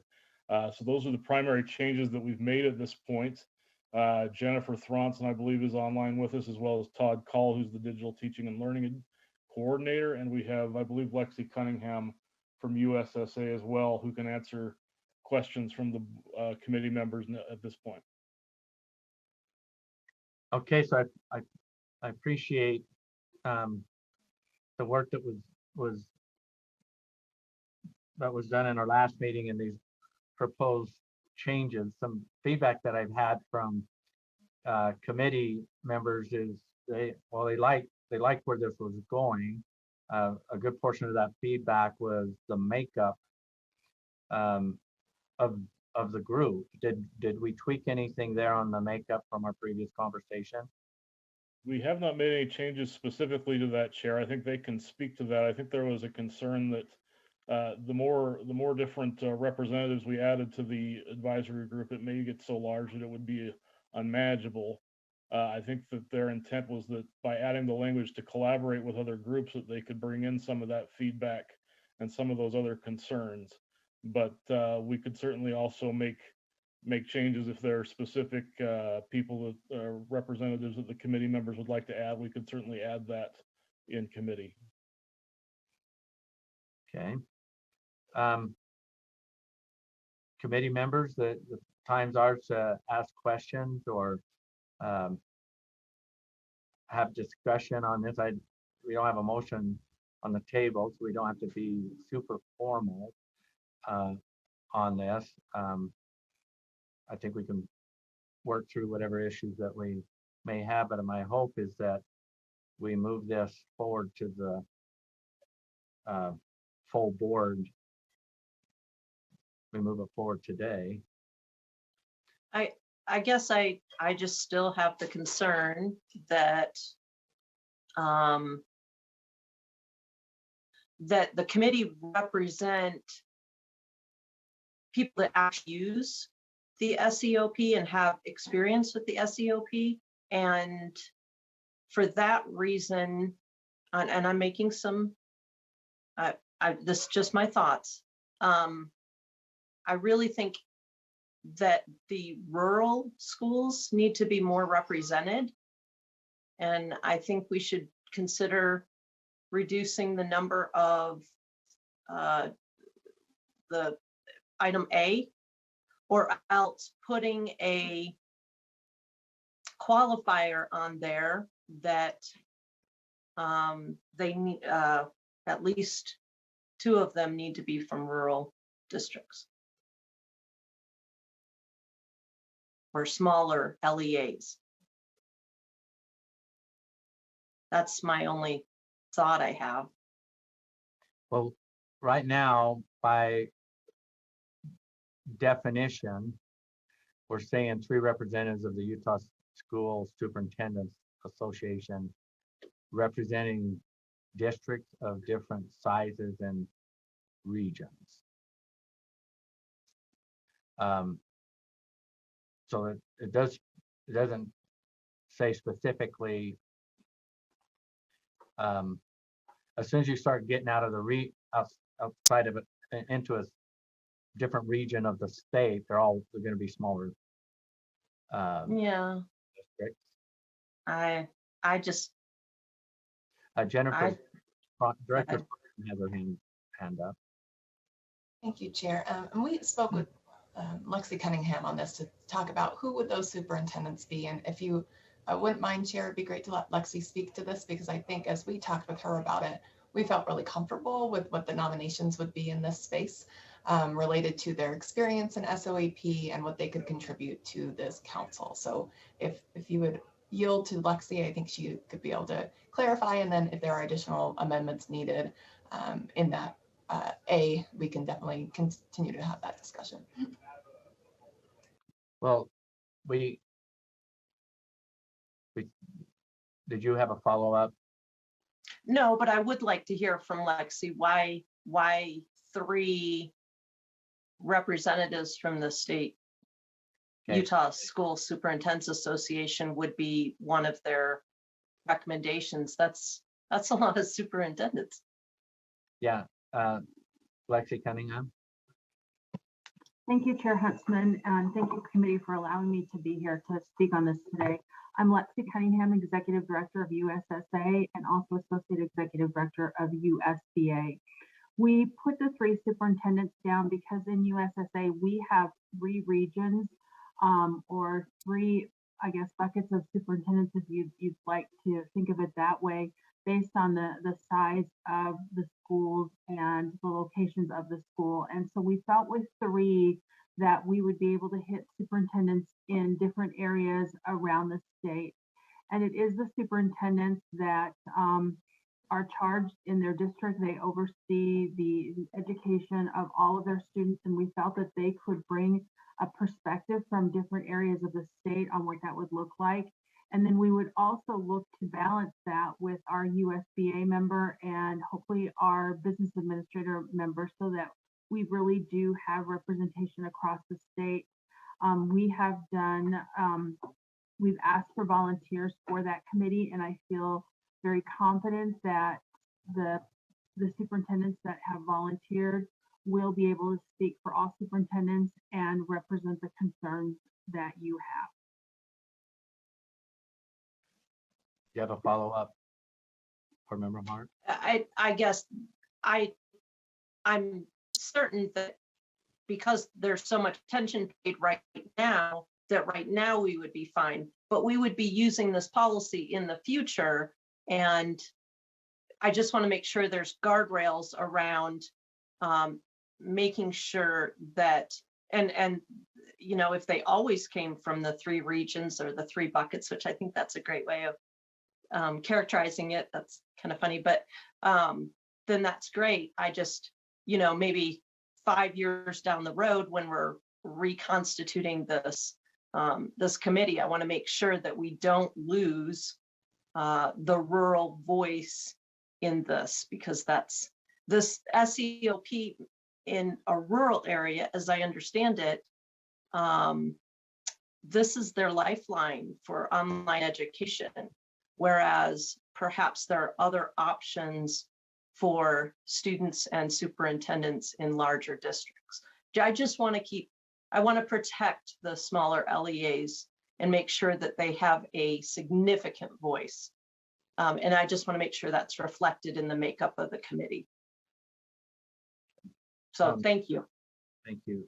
Jennifer Thompson has her hand raised.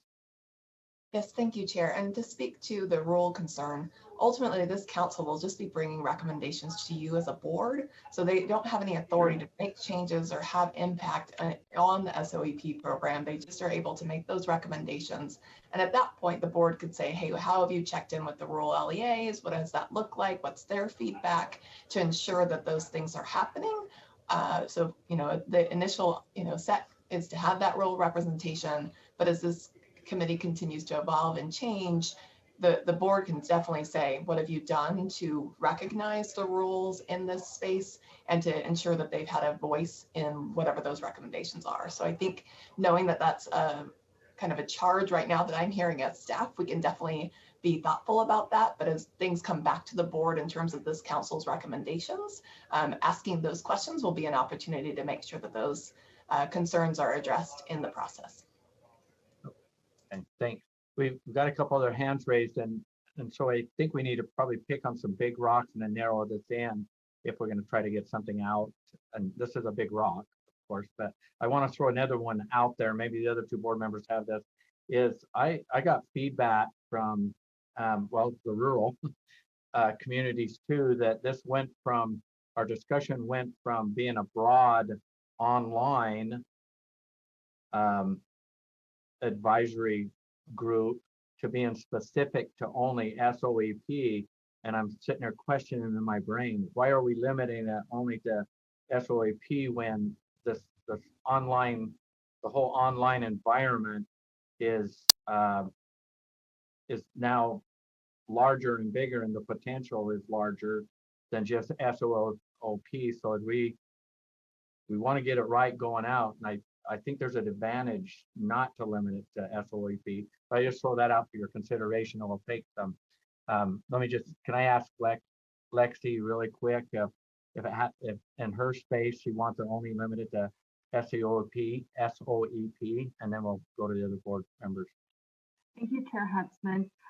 When I met with Jennifer and with Todd, and then thinking back to the hearing that we had, this for us is a multi-step process that we really see starting with SOEP, because that was as USSA members, that was our first concern when we brought this to you as a hearing.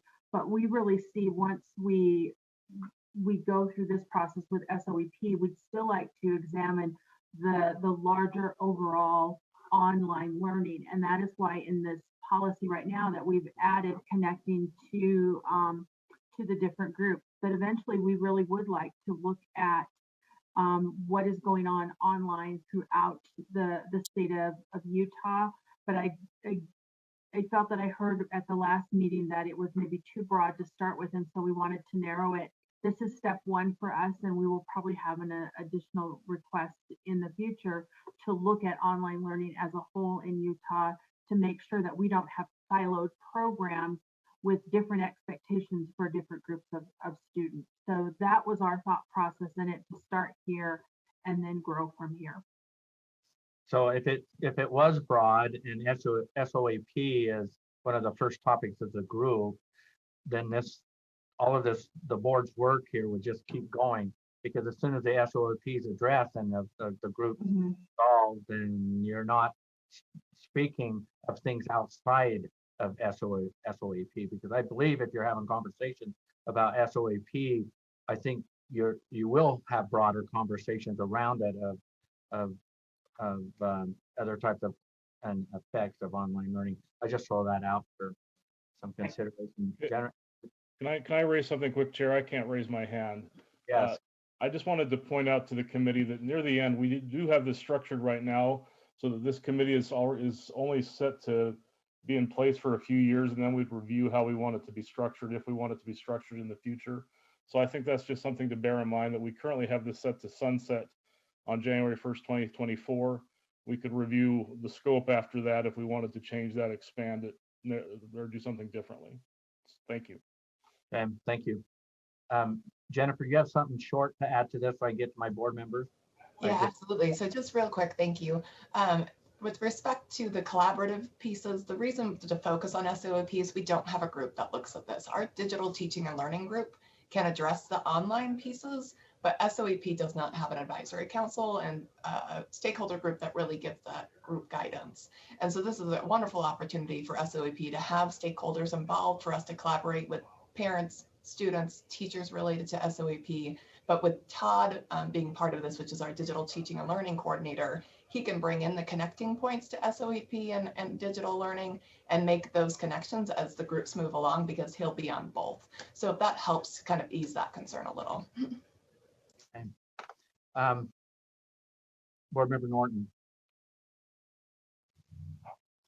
Yes, I too feel that this maybe this makeup of this committee may be a little too administrative heavy.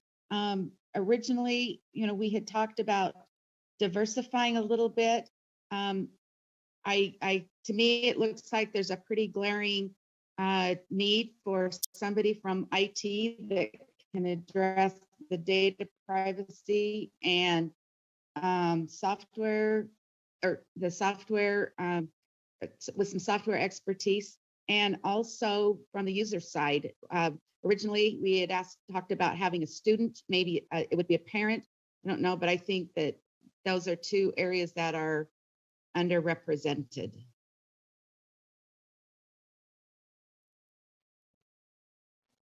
Okay, Jennifer? Dr. Yes.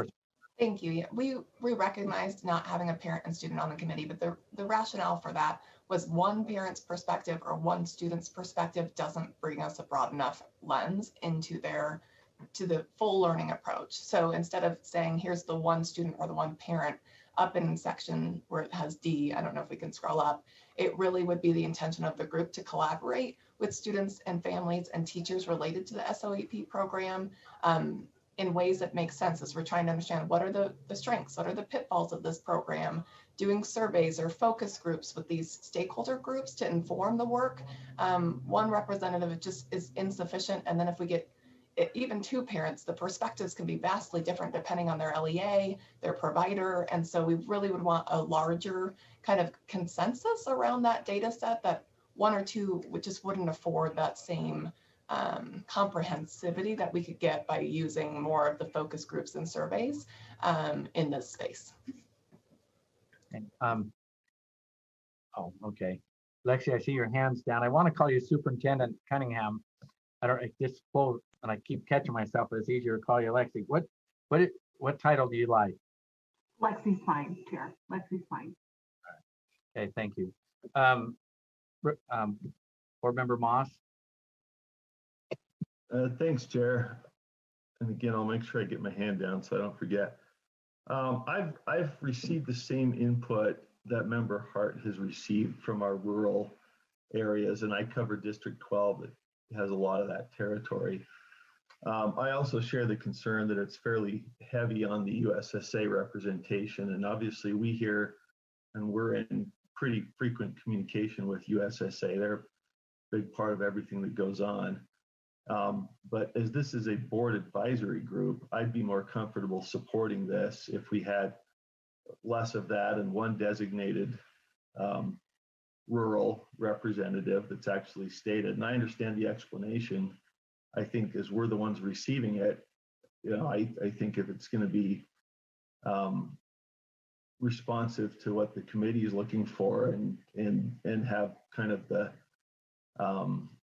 internal dynamics that I think we would think important, I prefer to spread that out a little bit from to have a specific rural representative, and I think the other proposals, I understand why they might not be, why they might be less than fully representative, but if this is going to take a cross the board look at SOEP and the different stakeholders and systems that rubs up against or interacts with, I'd be more comfortable supporting this if we had a couple of those incorporated here, including that rural one, because I did get some pretty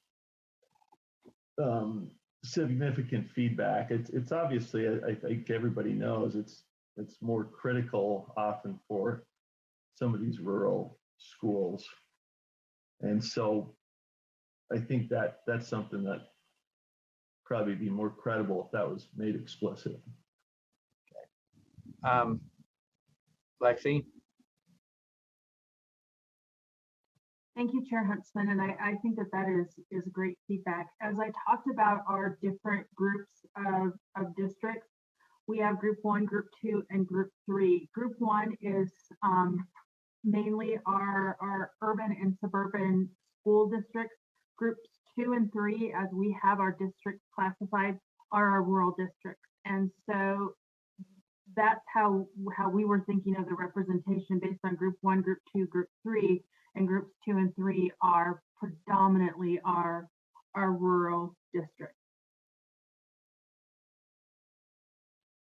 Okay. Dr. Swanson? May just propose a solution. Maybe I hear the three representatives, but the nice thing about the variety in our superintendents is that we've got those that are heavy in the private and homeschool support of this program. You have those that just use it internally for their own students. And so that variety really matters. And so having the three superintendents, maybe it's just putting in with at least two of them representing rural communities instead of the three different regions. Maybe it's adding that specificity of language to represent the rural requirement in this. It's just as a proposal. Okay, thank you. I threw some language on the screen. I don't know if that is any better for the committee members if they like that. It says three representatives from the Utah School Superintendents Association representing. Would it be the USSA's three regional groups instead of each of USSA's three regional groups? Oh. So that would ensure that there's one from each group. Oh, there you go. I see they each got it. Yeah. I'm still concerned about group size, and I hate to call out specific individuals. I'm looking at strictly the positions. I'd like to take a few of those off or talk about reducing the size of this work group, because I do go back to what Dr. Cunningham said originally, is this was asked for by their group to get some guidance about specifically SEOP. And I really respect that they asked for assistance with that. I think, one, I don't know that they need to go to 2024. That's a long time. I think we could really consider perhaps a 2-year. And second, I'd like to maybe, in light of what they are saying they need right now, which is guidance on SEOP, it doesn't need to be that large and it doesn't need to be that long. Now, what I'm also hearing bubbling up is that there is possibly a need for another advisory group that addresses the scope of online education. It is entirely possible that things have accelerated, thanks COVID, to needing more guidance in the online space pretty quickly. So I'm starting to favor the idea that SEOP advisory group be a small targeted working group, and that perhaps we bring to the table the need for an online group. But if this is specific to SEOP, I don't see why it needs to be that large, encompassing all types of stakeholders. Because superintendents seem to be asking for a more narrow, specific, boots on the ground guidance. So I'd like to consider shortening it up and removing a couple of these B through L. Well, we can certainly, I think the first thing is if we're staying specific to the SOEP advisory group, of trying to move this to the full board, and you're right, that discussion, I still think is very limited, but if that's what we want to do, if that's the consensus of this group, leave it in, and this thing's gonna sunset pretty quick, or end. End pretty quick. And I understand we have our digital teaching and learning and other things, but there's a lot broader conversation, I believe, that I do too, that this group would benefit.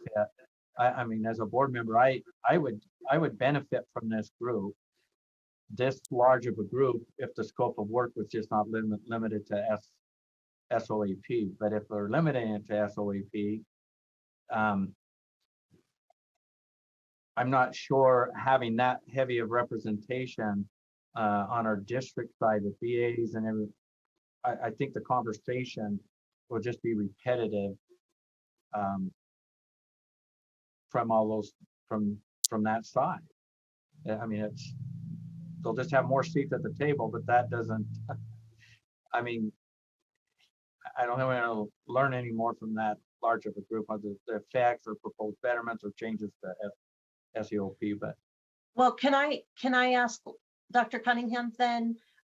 Yeah. Is the intent to educate superintendents and that sphere, so perhaps board members, superintendents, I lost is the intent and the reason that you came to the board in the first place to get understanding around SEOP in particular, or was your intent to provide recommendations about online learning, perhaps? And of course, because SEOP sits in the online learning sphere, it would include SEOP. Because if they're asking for, if the whole reason we have this is for that small of an aim, then we need to bring a different recommendation. We need to, either accommodate their request or not accommodate their request, and then start a different discussion about an online learning advisory group. But are they asking for targeted, specific, boots on the ground information about SEOP in specific? And if that's the case, we narrow the scope, we get it done, we either accommodate or not accommodate, and then we move on to a whole entirely related but separate.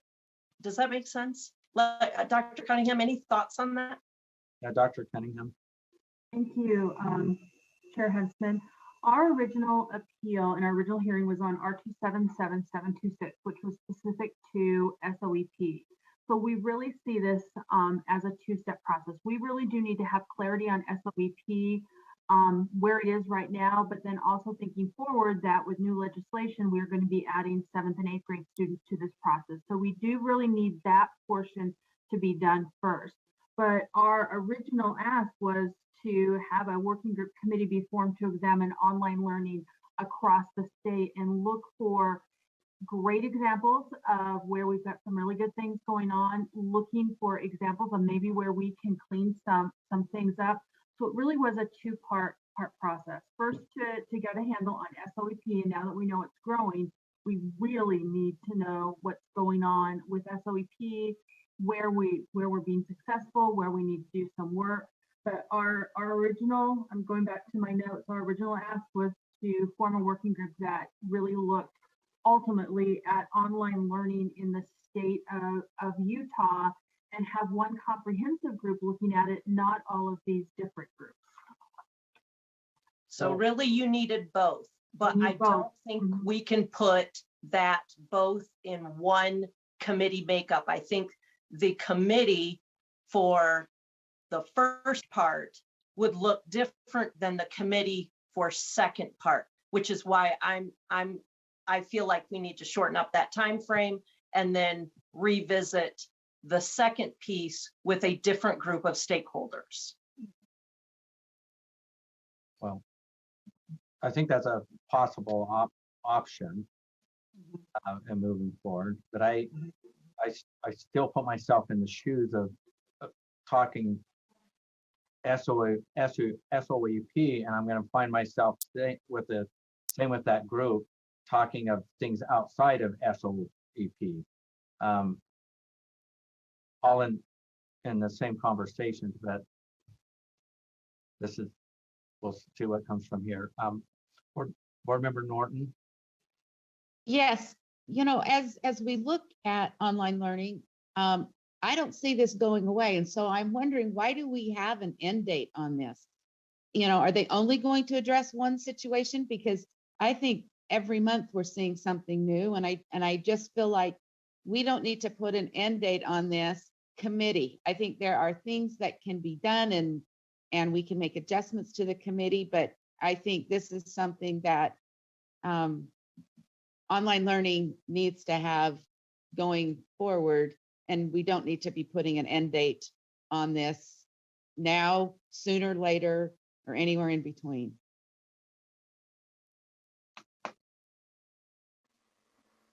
So, well, this is what part of our evolution here. And again, it's like, what do we have a motion, and there's expectation of this group moving forward.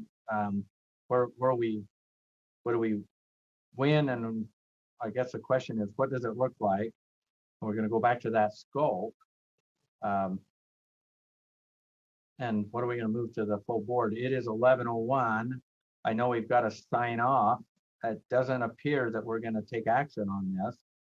So board members, between now and our committee meeting members, between now and our next meeting, if you've got proposed drafts or you've got some proposed motion moving forward, I'm going to ask you to be working on that. I call it in the interim between now and then. We need to move this.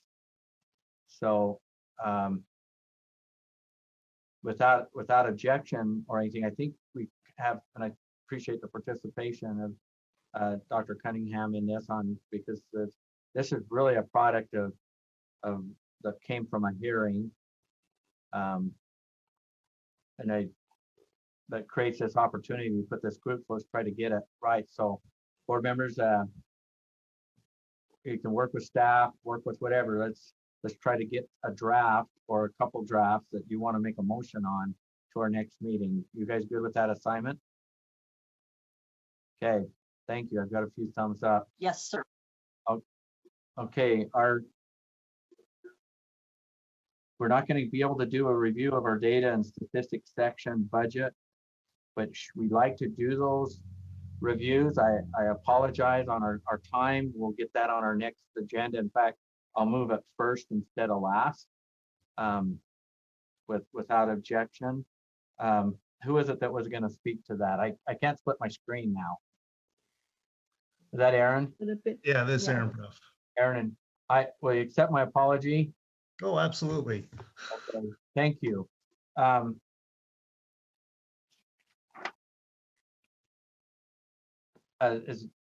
don't see anything else that we've got to do on our agenda, but I'm looking forward to next month with your proposed drafts or work, and we'll get this out. So thank you for your work today. Thank you for your participation. This concludes our finance committee meeting. Next is law and licensing, starting at 11:30. Thank you, staff, members, and public. Take care. Be safe. Thanks, Chair Husband. Thank you, Chair.